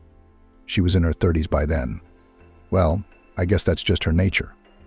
Emma remained naive, maybe even worldly stupid. It seemed to her that sooner or later Aidan would marry her. 2 more years passed, and then one morning Emma realized she couldn't get out of bed. She felt sick, nausea rising to her throat at the slightest movement. At that moment, the woman realized that a miracle had happened. It looked like she was expecting a baby. She and Aidan had been very careful. The man didn't want children outside of marriage, but no method of contraception gives a 100% guarantee. Despite not feeling well, Emma suddenly felt happy. She felt warm and clear at heart, and she got out of bed and made her way to the pharmacy where she bought a test. Emma was very afraid that she was wrong. But the test did not disappoint and almost immediately showed 2 bright stripes, indicating that she had a baby under her heart. Emma hadn't worried much before her conversation with Aidan. Yes, he'd said more than once that he didn't want any more children. But she didn't think that Aidan would reject her when he found out about the baby. He loved her so much, cared for her so tenderly, showered her with compliments and gifts. So wouldn't he be happy to hear that they were going to have a baby soon? Emma has been dreaming of a baby for so long. When she met moms walking with their babies, she looked at them and envied them, desperately envious of those women with strollers. And now she's going to have a baby too. Finally, a son or a daughter, it didn't matter. The important thing was that Emma would love him, and he'll love her too. Emma has a man she loves, and now she's going to have a baby. The dreams of her childhood and youth are coming true. It's such a blessing." Aiden, hearing the news, frowned. "Emma, but we had a deal." There was a distinctly accusatory note in his voice. Emma started to justify herself, surprising herself. She had already realized that Aiden wasn't happy about the baby, but she still hadn't given up hope of changing her lover's mind. She wanted him to share her joy and excitement, to tell her that everything would be all right. It didn't work. The man stood his ground. He didn't want the baby. The only way out was to terminate the pregnancy. Children out of wedlock were out of the question. Emma cried, begged Aiden to come to his senses, and for the first time in their 12-year relationship, she was angry at the man she loved. How dare he suggest such a thing to her? To get rid of her long-awaited, wanted child. "I love you. I like the way things are between us. But the baby doesn't. I have the right to decide," Aiden said. No, you don't." Emma slammed the door and jumped out of the apartment Aiden had rented for her. She ran off into the night wherever she could see. The woman wasn't afraid to stay on the street. She had her cell phone on her. Plus, she'd accumulated a small fortune over the years. She'd have enough money. Enough for her and her baby for a while. And then Emma would get a job and everything would be fine. "I won't betray you, my little one," Emma said to her daughter. Yes, to her daughter. Emma realized what was waiting for the girl the very moment she ran away from home. Her intuition had worked, and the woman trusted her completely. Emma quit her job at Aiden's company and rented a small apartment on the outskirts of town. Rent was cheaper there, and she didn't have to save money now. Aiden called often. Emma answered right away. Each time she thought her lover had come to his senses. But no, he still stood his ground, wanting Emma back, but urging her to get rid of the baby. Emma was nervous. She was under tremendous stress every day. She was terrified of the future. The woman could not find a job. Most importantly, she had no one to lean on. Emma had grown accustomed to Aiden, to his sensitivity, attention, tenderness, and support. He could playfully solve all her problems and lift Emma's spirits with a few words. And now Aiden had become alien and inaccessible. Emma could feel their bond breaking, and it was almost physically painful. Sometimes she even thought about doing what he wanted, getting rid of the baby, and then everything would be as it had been. But those thoughts quickly faded away. No, Emma would have this baby, have it and raise it. She'd be fine. She'd wanted to be a mother for so long. She hadn't realized how strong that desire was until she had a baby in her heart. And yet Emma couldn't keep the pregnancy going. Worries, constant stress, nerves, all this together gave such an unfortunate result. Emma collapsed on the street. The pain was such that her eyes went black. Emma thought she was going to pass out. But no, she saw, realized, and felt everything. Someone called an ambulance. Emma was taken away from the store, on the porch of which she was writhing in pain. The woman was ready to endure any agony to save her baby. But something told her that nothing would work. Hope, of course, remained, but it was very weak and ghostly. In the hospital, on a cold couch, under the indifferent looks of doctors, strictly looking from under white masks, sounded terrible for Emma, words clean. There's nothing left to save. Then Emma lay in the ward. There were several other women here. They were still pregnant. The doctors had saved their babies. The expectant mothers were talking in hushed tones so as not to alarm Emma, discussing their babies. Each of them was sure that now all the threats were over and their babies would be born. But Emma had nothing to hope for. At the first visit, the doctor shocked Emma with the news: most likely, you will not be able to become a mother. It's a complicated case. It was about saving your life. You should know that it is unlikely that you will be able to give birth naturally. But there are options. Medicine doesn't stand still. Emma wasn't listening. Next thing she knew, she was falling into an abyss of despair and fear. Would her biggest dream never come true? Would no one ever call her mom? What was there to live for? Aiden met Emma at the hospital. How did he know what had happened? The woman was surprised, of course, but not particularly surprised. She didn't care much about anything at that moment. Emma wanted to go to the apartment she'd rented for herself, but Aiden had taken her home, the place where she'd lived for years and where she'd been happy. "Stop fooling around," Aiden said. "Get back here." Well, that was a mess. Home was home. And Emma didn't care. It took a long time for the woman to come back to life. At first, she couldn't even eat, and that was only because Aiden made her. She didn't need anything but a couch and a pillow, and no one to touch her. Emma blamed herself for not keeping the baby safe, thinking too much about stupid things, worrying about nothing. That's the result. She'd thought it was Aiden's fault too at first, but he'd tried so hard. The man had turned back into the same sensitive and attentive man he had been at the beginning of the relationship. Cooked for Emma her favorite dishes, watched TV shows with her, cared as much as he could. It seemed very touching. "I think I genuinely regret what happened," Aiden said. "I reassessed the situation and realized that I had been selfish. I'm sorry. Let's start over. This time I'll be more attentive to your wants and needs. The doctors said you were between life and death. It's scary to think that I might have lost you." Gradually, Emma melted away. She accepted the current state of affairs. After all, children weren't the end of the world.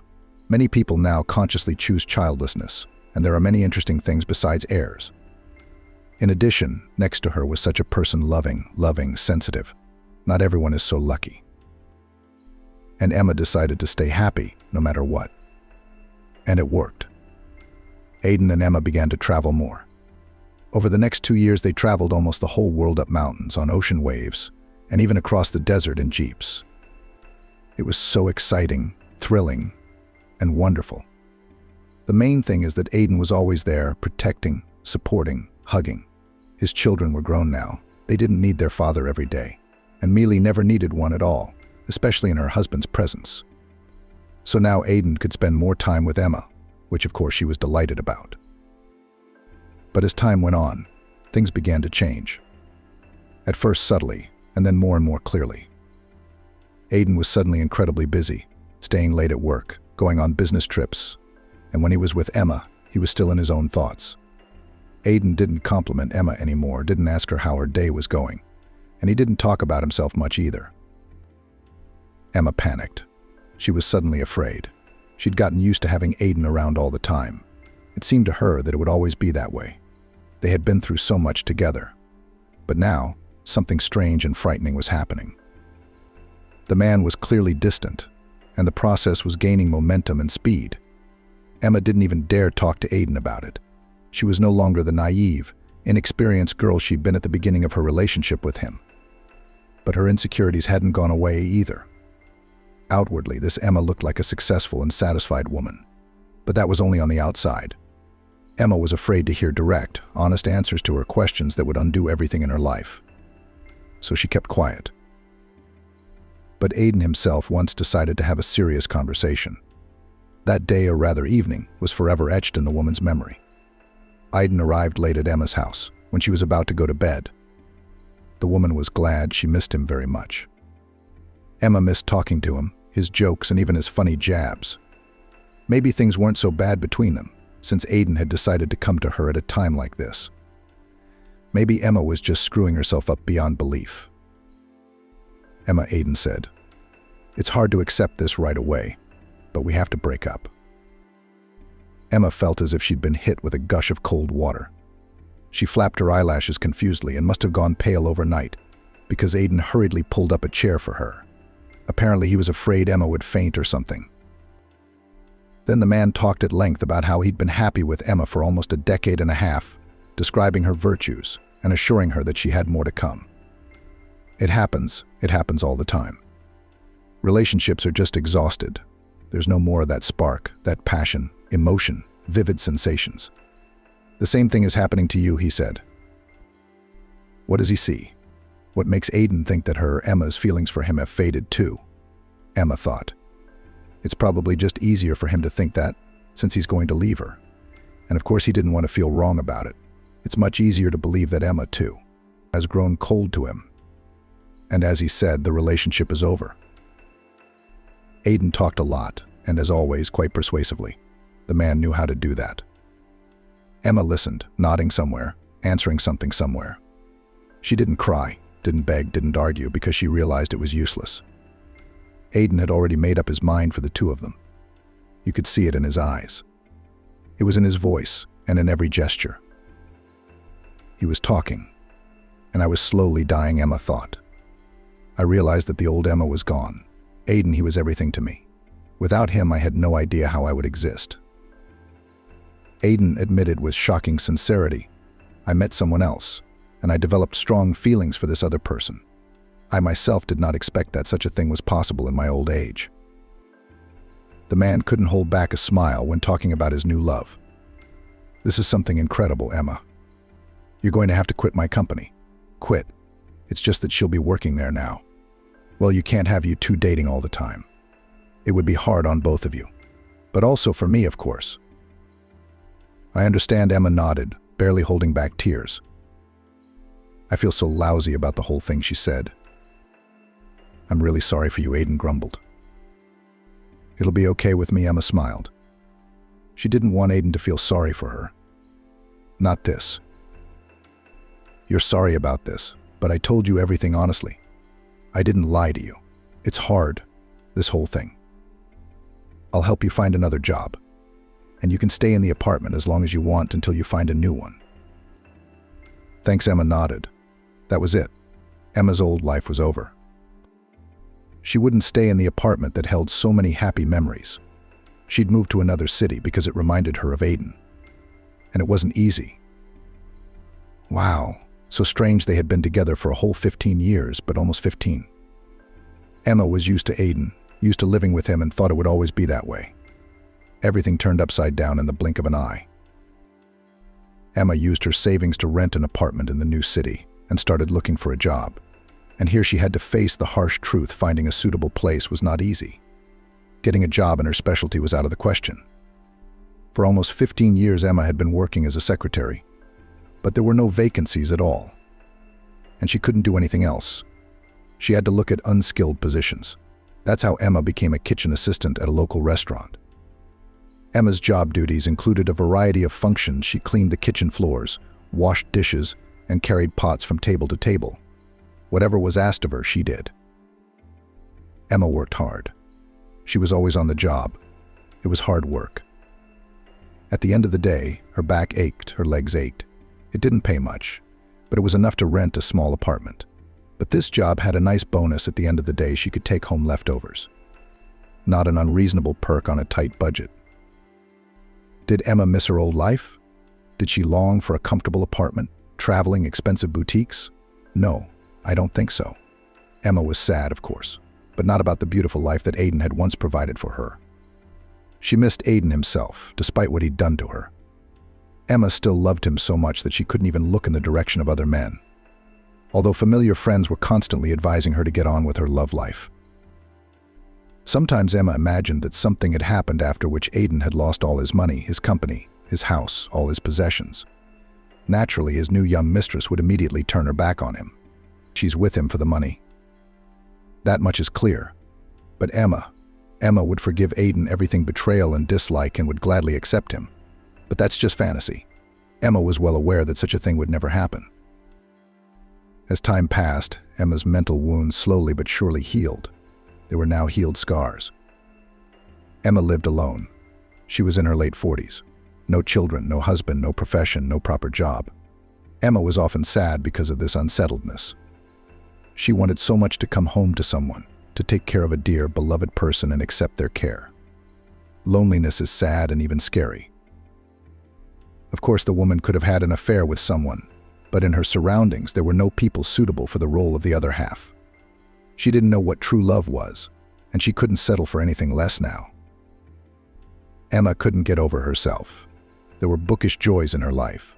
She loved to read and became a regular visitor to the local library: Dostoevsky, Bulgakov, Tolstoy. Emma devoured the works, familiarized herself with the inner world of the classics, and rethought her own fate through the prism of the events in the novels and stories. At school, she was not particularly fond of literature. All these works seemed boring to her. Half of the words she did not understand at all. Now was probably the right time. Besides, Emma had a cat. Maggie turned out to be a very clever and affectionate animal. It was like she could sense her mood. If Emma was sad, the cat would rub against her legs, as if to calm her down. And when her mistress was tired, Maggie became quieter than water, lower than grass. On that cold autumn evening, Emma packed a delicious dinner for Maggie, leftover red fish and beef scraps. For herself, of course, she'd grabbed something for herself too. It was amazing how much food was left in the kitchen. By the end of the shift, she'd saved a lot of money on food. Emma buttoned her jacket up to her throat and pulled her hat over her ears. She didn't feel like going outside. The wind was howling so hard the windows shook. It seemed to be starting to rain. But I couldn't spend the night at work. Maggie was at home, her favorite book, a soft couch. It was cozy and warm, though very lonely. And it's a short walk, a couple blocks, and Emma's there. She had rented an apartment near the restaurant, so she was saving not only on food but also on transportation. Had to be practical. When Emma heard that voice, a weak, shaky voice that sounded desperate. "Help me, please. I'm hungry." She stopped. It was very unexpected to hear a voice in the street in this weather, clearly belonging to a small child. "Can you help me?" Came from the cabin of a wooden-colored ship, standing proudly in the playground. A girl came out of it, a very young girl. She looked no more than 5 years old, huge, frightened brown eyes, plump lips, black, beautifully arched eyebrows. Tangled auburn strands were poking out from under a stretched cap. The girl was wearing a gray boy's jacket, which was 2 sizes too big for her. On her feet, she wore sneakers that were worn almost to the ground. Everything indicated that she came from a dysfunctional family. The girl looked at Emma with a scrutinizing stare, like she was trying to figure out if she was friend or foe. What are you doing here?" Emma said at last. "I was walking down the street. It started to rain and the wind picked up, so I hid here." "Where are your parents?" "My mom died, and my dad disappeared somewhere," she said. "At first we traveled with him for a long, long time by train. It was great on the train, it was warm, the bed was clean, and there was plenty of food. We were going to Grandma." That's what Daddy said. "And then we got off the train. Daddy told us to wait for him and left. So I went to look for him, but he was nowhere to be found." "Why did you leave?" "Dad must have come back for you, but he didn't find you. Now he's worried, running around, looking for his daughter," Emma said. "I waited a long time," the little girl shook her head. "We came from the train station in the morning. I had already left at night when it got dark." It did seem strange. Emma couldn't understand why a man would leave his daughter alone all day to, I don't know, go to the bathroom or deposit her things in the luggage room. But according to the girl, she waited for her parent all day. "He probably abandoned me," sighed the little girl. "Daddy doesn't love me. Mom loved, but she died. And Daddy? I heard him tell his friend that I was a burden to him." Emma didn't know what to do. Leaving the girl out here in the cold wasn't an option, that's for sure. Dragging the child to the police wasn't an option either. The baby needed a good dinner and a warm bed. At the police station, she would have to sit on some chair all night, while they drew up a report, while they figured out where to put her, while they called the guardianship. "Let's go to my place now," Emma finally decided. "We'll eat, watch TV, I have a cat, you can play with it. And tomorrow we'll go to the police, and the uncles will decide what to do with you." "The police?" The girls tense right away. "Don't go to the police. I didn't do anything wrong." Emma realized that the little girl was afraid of the police for something. Most likely she had transferred such an attitude to law enforcement officials from her parents. Maybe they were doing something criminal? It's a possibility. Normal people don't put their kids in this situation. "The cops are good and kind," Emma reassured the little girl. "We'll ask them to find your daddy, okay?" Yes, she nodded and added, "I'm very hungry." "Auntie, do you have sausage at home?" Emma's heart squeezed with pity for this hungry, abandoned child. Somehow she reminded her of herself as a child, needed by no one, forgotten and abandoned by everyone. Emma held out her hand to the girl, who smiled and clung to it happily, on the way they met. The girl knew her name perfectly well, Emily, but she couldn't say her last name. It was strange for a rather small child of 5. Emily told a little about her life. At first, the little girl lived with her mom and dad somewhere either in a village or on the outskirts of a small town. The story of little Emily shook Emma to the core. The girl's parents apparently abused alcohol. Emily mentioned noisy companies, fights, falling asleep on the floor people, including complete strangers. And in all this ugliness, a small defenseless child was growing up. Listening to Emily, Emma thought that she was lucky to be in her aunt's family as a child. Yes, and she hadn't been loved much, much less spoiled. But she had never witnessed such horrifying scenes. Emily was driven to work almost every day by her parents. As Emma understood it, they would take her to the center of the small town and leave her at the crosswalk to beg for alms. Begging traveled a long way, according to the girl. Emily was given a lot of alms, of course, a doll like her. Her brown eyes alone were worth it. She had oriental features, swarthy skin, coal-black eyelashes and eyebrows. She looked like a beautiful, expensive doll. Even pity such a treasure. They don't cherish it, don't appreciate it, Emma thought. Emily should go to kindergarten, wear smart dresses, play with her friends. She is so energetic, bright, curious. But the girl had to spend her days in a dark underpass and beg for change from passers-by. Did they hurt you there? Emma asked, thinking about what could happen to a small child on the street. No, Emily shook her head. Everyone knew me in the passage, both Uncle Matvey and the guitarist, and Aunt Klava. She sold knitted socks. Daddy often came to check up on me. In the evening, Emily's family returned home, and everything went on as before. Sometimes Emily was alone for days in an empty house. Her parents were out at someone's house. Other times, company would gather at their place. Emily didn't know any other life, and therefore talked about everything that happened to her easily and casually. It was the norm for her. Emma, meanwhile, was almost moving the hairs on her head with horror. And then Mommy died. Emily sighed. Daddy said that Mommy had gotten some bad vodka. God saved him. He fell asleep before they opened the bottle, so he survived. But Mom didn't. Her friends were poisoned along with her. Emily missed her mother very much. According to the girl, her mother loved her, treated her with candy, called her beautiful princess, made her beautiful ponytails. But sometimes she beat her, of course. It usually happened on days when Emily didn't get much alms. But if they gave a lot, she kissed her daughter, hugged her, sang songs to her daughter, and looked at her with kind eyes. Daddy's not like that, Emily said. He never hugged me. He never sang me songs or told me stories. He doesn't love me, but he's still my daddy, and he takes care of me. Now he's lost or abandoned me because he doesn't need me. Finally, they got to Emma's apartment. Come on in. Don't be shy, she said. Maggie's here to see us and she missed us. Emily felt like she was in a normal apartment for the first time. Everything here seemed unusual, strange, amazing. It was the simple things that really excited the little girl. The bathroom, for example. Emma immediately filled it to the brim with warm water to wash the girl, or the lamp on the wall, or the toaster. Everything seemed like a post-war miracle. Emma wrapped Emily in her robe and carried her into the kitchen. Dinner from an expensive restaurant was waiting for her here, grilled vegetables, chicken kebab, and fruit. At the sight of such a variety of Emily even confused. Is this what to eat? Can I have it? You. Emma smiled. Taste it. It's delicious. Emily greedily devoured the food. It was obvious that the little girl had been starving. Then Emma put Emily to bed on a makeshift bed made of 2 upholstered armchairs. She didn't have a second bed in her apartment. I love it here, the sleepy little girl said. May my daddy never be found at all. I want to stay with you.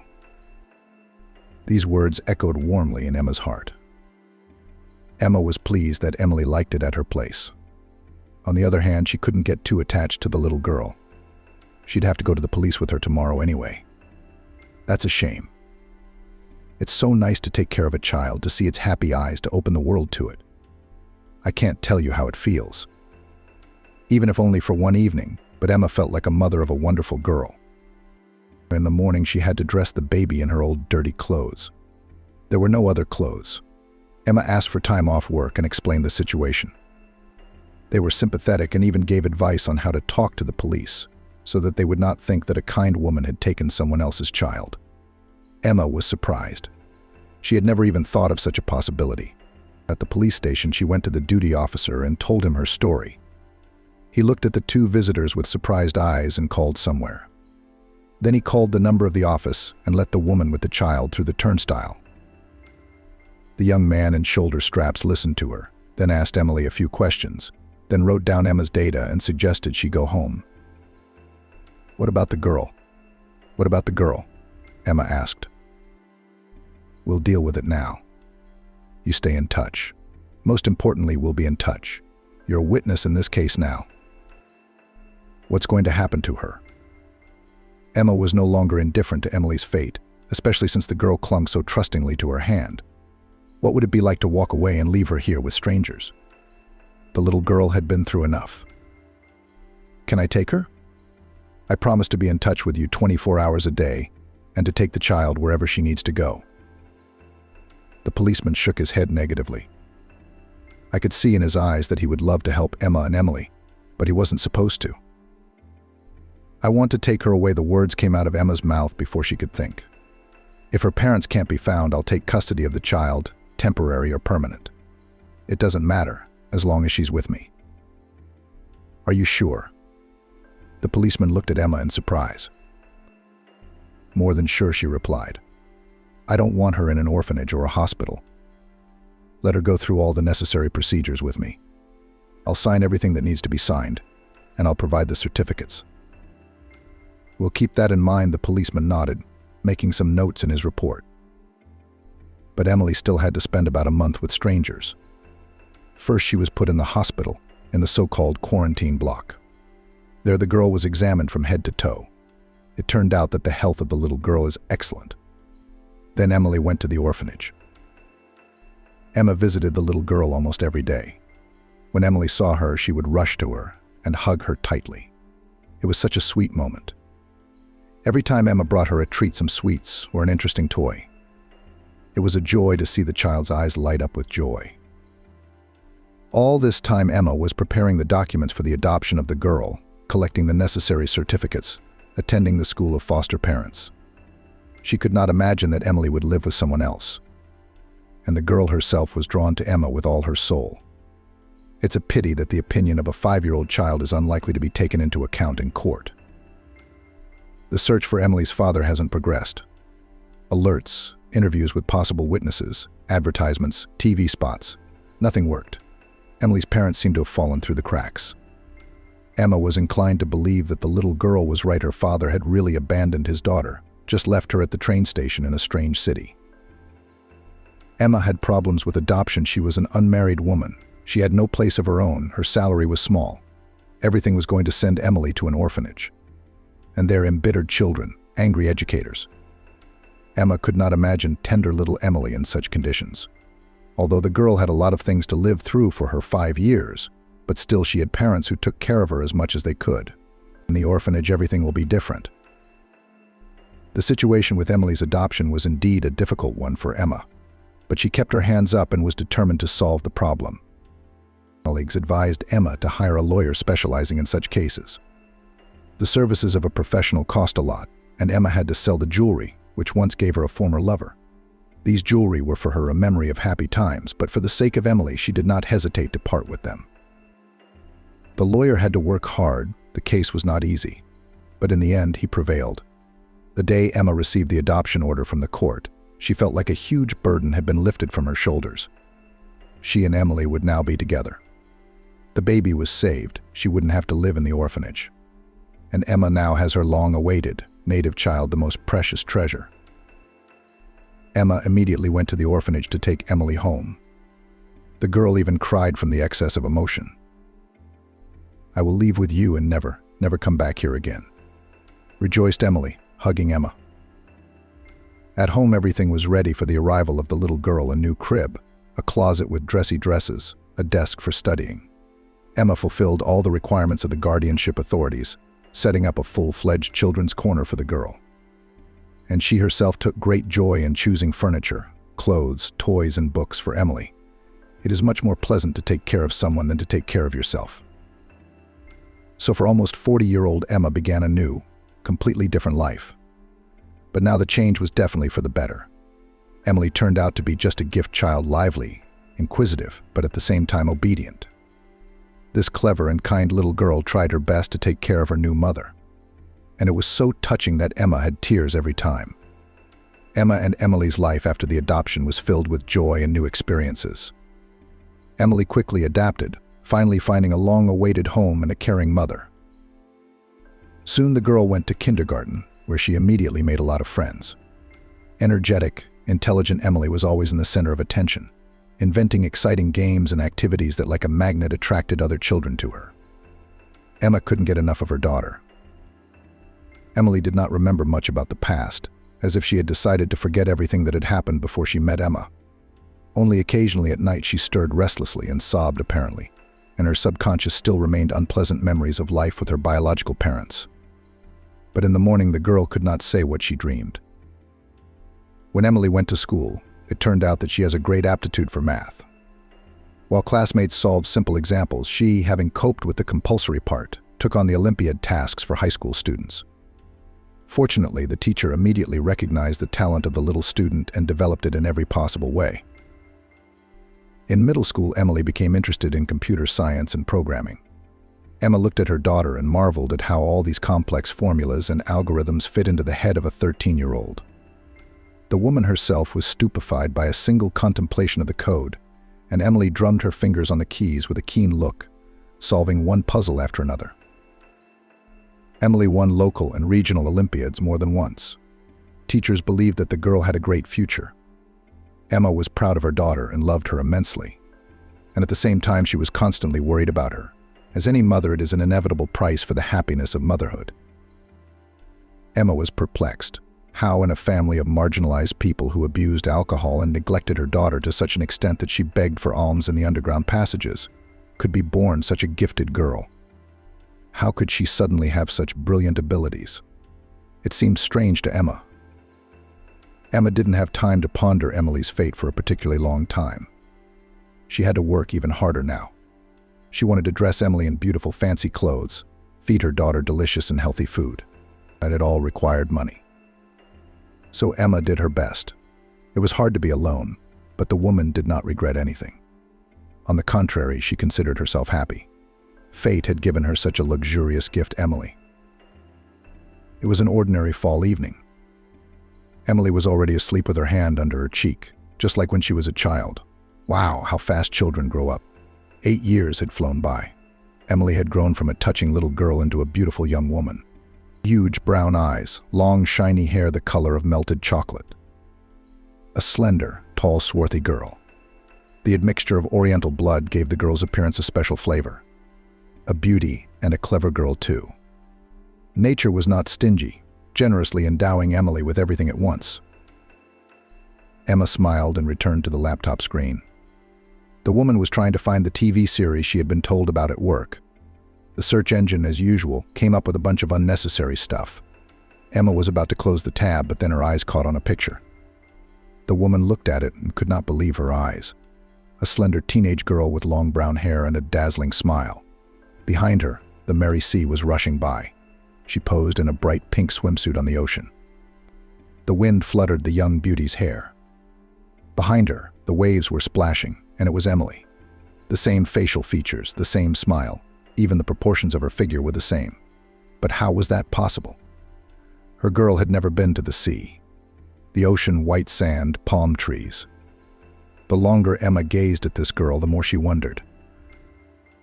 The teenager didn't just look like her daughter. It was Emily. Emma could even see the mole on her thigh.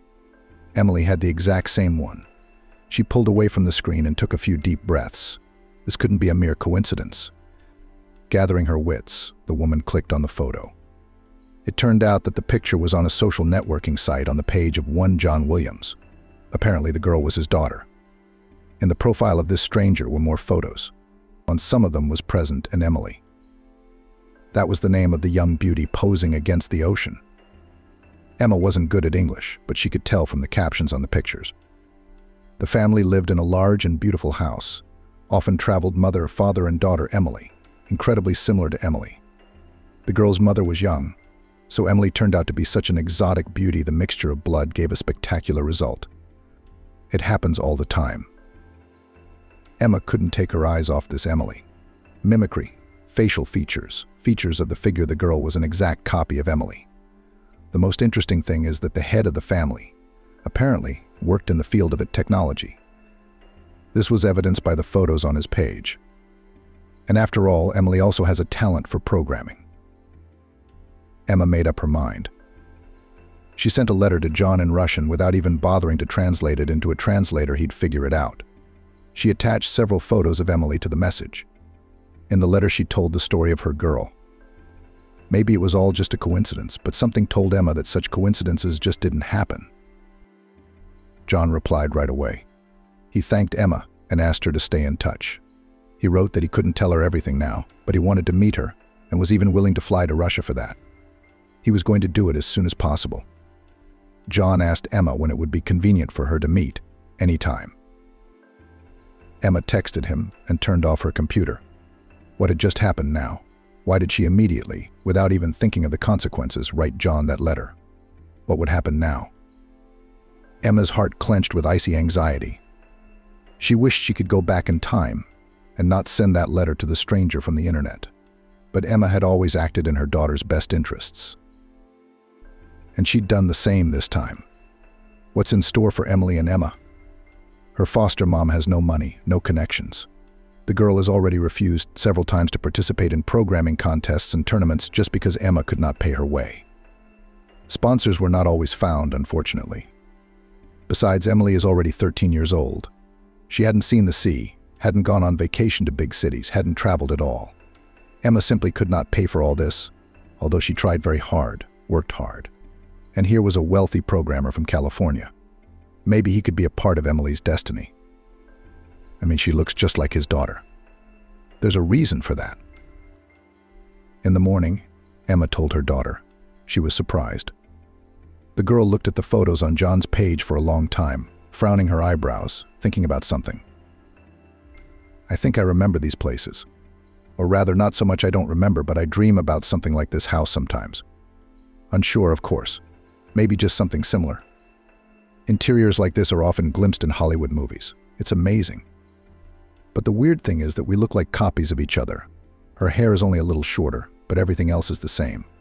It's weird that Emily agreed. But I read once that every person on the planet has a doppelganger. Everyone, in fact. Maybe you found my doppelganger. Emma shook her head. She had some thoughts about the girl's similarities, but she didn't voice them to her daughter.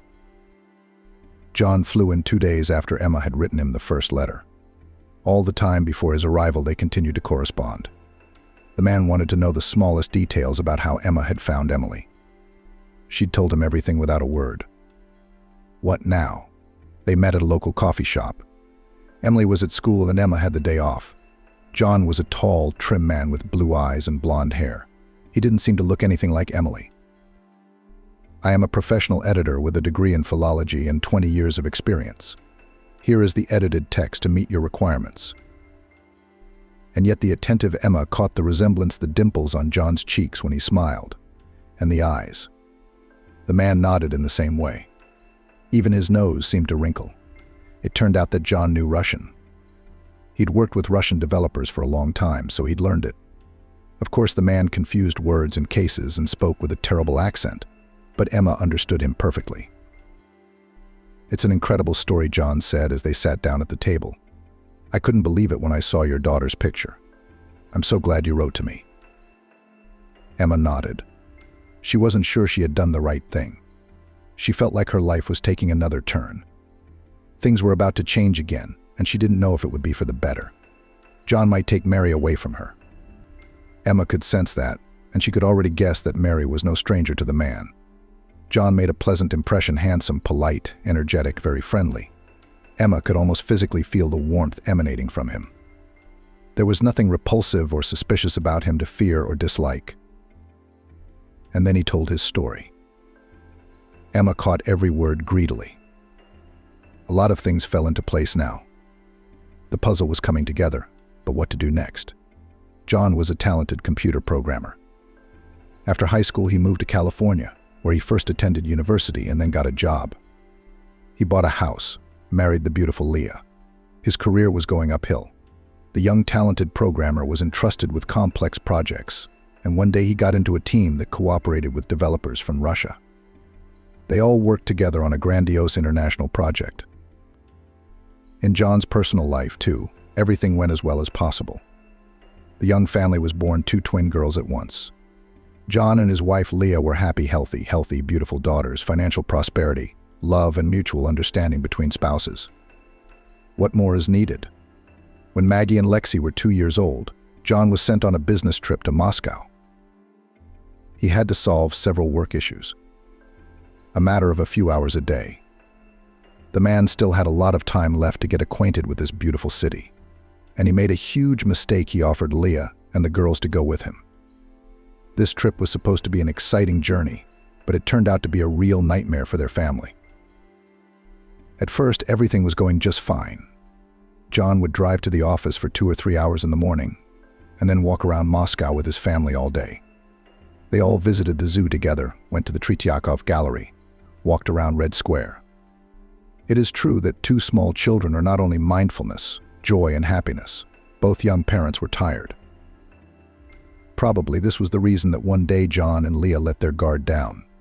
It happened in a park, a huge, beautiful park with fountains, wide, flat paths, and playgrounds. There were many people in the park on that sunny day. It was not surprising the weather was great. The weekend was ahead. It was as if parents decided to take their children for a walk. A colorful, dressy, and inviting crowd. John held Maggie's hand. He assumed his wife was holding Lexi's hand in the same way. For a while, Leah and her daughter disappeared from the man's view. Somehow the sea of people had swept them in different directions. Lexi had always been more curious, more energetic than Maggie. Always running, climbing, and scrambling. Everything was interesting to her. Leah was better at handling her. John thought Lexi was dragging his wife off to find adventure again. It happened so often. He wasn't worried at all. 5 or 6 minutes passed, no more. When John finally saw Leah, she was standing at the monument, looking around for her family.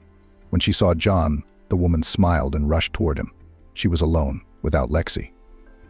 John tensed up, of course, but didn't panic yet, because he didn't know if Lexi had stayed on the swings or was tailed behind her mother's back and was just out of sight. But then Leah asked a question. "Where is Lexi?" she asked, looking anxiously at her husband. That's when John realized everything and turned cold with horror. Leah thought Lexi was with him, but he thought the daughter had stayed with his wife. The little girl was lost, and it had been about 7 minutes, if not more. How to find her in this huge park with so many people? What to do? John immediately called the police. They responded to the call with lightning speed, because it was a missing small child. A squad arrived at the park. At first, everyone hoped that the girl would be found quickly. Just lost, just wandering somewhere on the paths, admiring the neighborhood, exploring the world. It was in Lexi's nature. But the little girl seemed to fall through the ground. It soon became clear that something had happened to her. "We had to come home after a month," John continued. "We left with nothing. We didn't know where our little girl was or what had happened to her. It was horrible. There aren't even words to describe how Leah and I felt. We couldn't sleep, we couldn't sleep, we couldn't sleep. And we blamed each other. We were on pins and needles.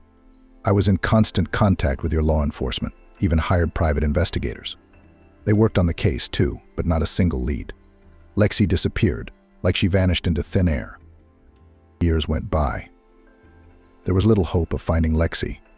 Emily grew, matured, transformed from a little girl into a beautiful young woman. Looking at her, Leah and John could easily imagine what their Lexi looked like now. The search was still going on, but of course not as intensely anymore. It had been 11 years, after all. Leah always felt that Lexi was alive. John shook his head. She didn't doubt it, and she was right, Emma said. Kira was Lexi. There was no doubt about it. Then, years ago, the little girl had been taken from the park. The girl was probably too young to pronounce her name correctly, and the people who had taken her had decided her name was Kira, not Lexi. Of course, Kira didn't remember anything. She was just a little girl, after all. She was barely 2 years old. She gradually got used to her new mom and dad, learned the language. They made a professional dancer out of her. That's probably why they took her. And then something went wrong. Kira's so-called mother passed away, and the father? Maybe he found someone else, a way to make money, and he didn't need the girl, so he brought her to a train station far from the city, where he left her with a light heart. Then Emma found Kira. All that time in California, the girl's real parents were worried sick. No, they had to learn to live with the loss, but I can't even imagine what Leah and Jonathan had to endure, not knowing the fate of their own child. It would drive you crazy. I guess the only thing that saved their parents was that they had another daughter, Emily. She's the only thing that kept them going. And then you send me this letter and a picture of my daughter. I'm sure you're Kira's, Lexi. John continued. I haven't told my wife yet. I need to check everything first, do a DNA test to know for sure. Because if there's been a mistake, Leah won't be able to bear it. There was no mistake, of course. The test confirmed Kira and Jonathan's parentage. I told my daughter everything honestly, Emma said. The woman, of course, was worried. Now that Kira's family had been found, she would be alone again. How could she live without her daughter? How to tear her out of her heart? And she'd have to do it anyway. Kira's not her property. It's important for her to live with her blood relatives, and they can give her so much more than I can. She may not be rich, but she has a bright future with them. I marveled at the way Kira and Jonathan interacted. You could tell they were soulmates. Kira talked to her father as if they hadn't been apart for years. They laughed at the same jokes, discussed programming languages, argued over solving complex problems, understood each other with half a word, even half a look. Emma immediately realized that Kira was 100% her father's daughter. The woman wasn't jealous? No. She was happy for the girl. Now Kira would be truly happy. The paperwork took a while. Kira continued to live with Emma. John, on the other hand, preferred to stay in a hotel so as not to bother his landlady. They saw each other every day, walked, talked, discussed the future. Kira was leaving with her father. It was already a settled matter. The girl was looking forward to meeting her mother, and especially her sister Emily.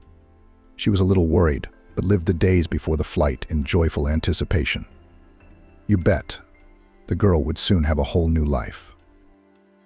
But it was hard for Kira to part with Emma, the person who had raised her. How will I be without you? Sighed in the evenings the girl. I do not understand what is happening to me. I seem to want to leave as soon as possible, to see how things work there, to meet my mom and sister. But without you, I'll feel bad. We'll get used to it, Emma smiled. And then we'll see each other. I'll come to visit you, and you'll visit me here sometimes. And Skype too. It's not like that, you know. Of course, Emma understood. She tried her best not to show her sadness to Kira. Emma was used to having such a sweet little girl in her life. She'd raised her, considered her a daughter, but that didn't give her the right to make Kira her property. No, Emma had made the decision that was most helpful and beneficial to Kira, and now she had no doubt that she'd done the right thing. And then Kira and John flew away. A cold emptiness formed in Emma's soul at the same moment. Yes, once again the woman was starting a new life, and it would take some getting used to. Kira wrote and called often. She quickly settled into the new place, made friends. Emma had no doubt that she would. Kira talked excitedly about how much fun she was having, but she always ended the conversation with a phrase about how much she missed Emma. If only she knew how much Emma missed her. A few months passed. It was New Year's Eve. Emma decided not to decorate the tree this time. She had always done it for Kira. Now why would she do it? Emma was spending the holiday alone. She'd been invited to visit, but she declined. She wasn't in the mood. She wanted peace, quiet, comfort. She wanted to sit quietly, watch a New Year's Eve program on TV, and think about her own thoughts. Just at that moment, a beep sounded, announcing an incoming Skype video call. Emma smiled. Of course it was Kira. There was no one else. Indeed, a smiling Kira appeared on the screen. The girl's eyes were shining as always. Behind her shoulder loomed Emily. Emma still couldn't get used to the fact that the sisters were so much alike. Since the reunion, they had become inseparable. Kira wished Emma a happy new year, wished her happiness and good luck, told her again that she missed her, and then announced that John wanted to talk to her too. Emma wasn't surprised. She had talked to both him and Leah often. They told her how things were going with Kira and constantly thanked her for saving their baby girl. John probably wants to wish her a happy new year. There's nothing special about it, but from the look on John's face, Emma somehow immediately guessed that her life was kind of ready to take another steep turn. The man looked serious and determined. The woman's stomach even churned with an uneasy feeling of foreboding. John did indeed wish her a happy new year. And then he said, looking into Emma's eyes, "Kira misses you very much." "Very much." Kira wrote and called often. She quickly settled into her new place and made friends. Emma had no doubt that she would. Kira talked excitedly about how much fun she was having, but she always ended the conversation with a phrase about how much she missed Emma. If only she knew how much Emma herself missed her. A few months passed. It was New Year's Eve. Emma decided not to decorate the tree this time. She had always done it for Kira. Now why would she do it? Emma was spending the holiday alone. She'd been invited to visit, but she declined. She wasn't in the mood. She wanted peace, quiet, comfort. She wanted to sit quietly, watch a New Year's Eve program on TV and think about her own thoughts. Just at that moment, a beep sounded, announcing an incoming Skype video call. Emma smiled. Of course it was Kira. There was no one else. Indeed, a smiling Kira appeared on the screen. The girl's eyes were shining as always. Mary loomed over her shoulder. Emma still couldn't get used to the fact that the sisters were so much alike. Since the reunion, they had become inseparable. Kira wished Emma a happy new year, wished her happiness and good luck, told her again that she missed her, and then announced that John wanted to talk to her too. Emma wasn't surprised. She had talked to both him and Leah often. They told her how things were going with Kira and constantly thanked her for saving their baby girl. John probably wants to wish her a happy new year. There's nothing special about it, but from the look on John's face, Emma somehow immediately guessed that her life was kind of ready to take another steep turn. The man looked serious and determined. The woman's stomach even churned with an uneasy feeling of foreboding. John did indeed wish her a happy new year. And then he said, looking into Emma's eyes, "She has everything to be happy, but she's still not completely happy. Does she miss you? Mary and I thought it would pass. We could just call each other, visit each other. But you two seem to have formed a strong bond. Kira. It literally splits in two. One part is reaching across the ocean to you, and the other part wants to stay with us. The pediatrician said it was very dangerous to her health. So then I decided to make you an offer you just couldn't refuse." Emma was shocked by John's offer. It had never occurred to her that they might take such a step. Turns out there was a small house and lot for sale near them a few years ago, and John bought it for me after losing one of his daughters. The couple wanted the other one to stay with them, even as an adult. So they bought this house, where they planned for me to live with my husband and children. But Kira and Maggie are just kids. Besides, they both already said they don't want to live in your neighborhood. They both have grandiose plans to conquer the world, and your cozy neighborhood is too crowded for them. John smiled. Anyway, the house is empty. We're asking you to move in. Emma looked at John in silence. She didn't even know what to say. His words were too good to be true. Would she really be living next to Chris? Yes, she would have to get used to everything new, learn the language. But that doesn't matter. If you get a chance to talk to Chris every day, John continued. Will there be a job for you here? A lot of families need a nanny. Do you have any experience? Besides, there are a lot of restaurants here that are always in need of kitchen helpers. Chris said you might be the right person for the job. So you'll take it? There's nothing keeping you in your own town. This way. You'll be close to Chris. The girl's very attracted to you. She needs you and we need you. Mary and I want to do something nice for the man who saved our daughter." Emma suddenly realized that these people were like family to her. They cared for her happiness as if she were their own. "We are one family," she said quietly, looking at the screen and smiling. "Now the house still sits idle for nothing. I will also take care of it, so I will help you a lot. But what do I think of your offer?" Emma looked at John, who was waiting for an answer. "I suppose I should say that I need to think about it, weigh up the pros and cons. But why? Because the decision is already in my head. It's just great news. Of course I'm in."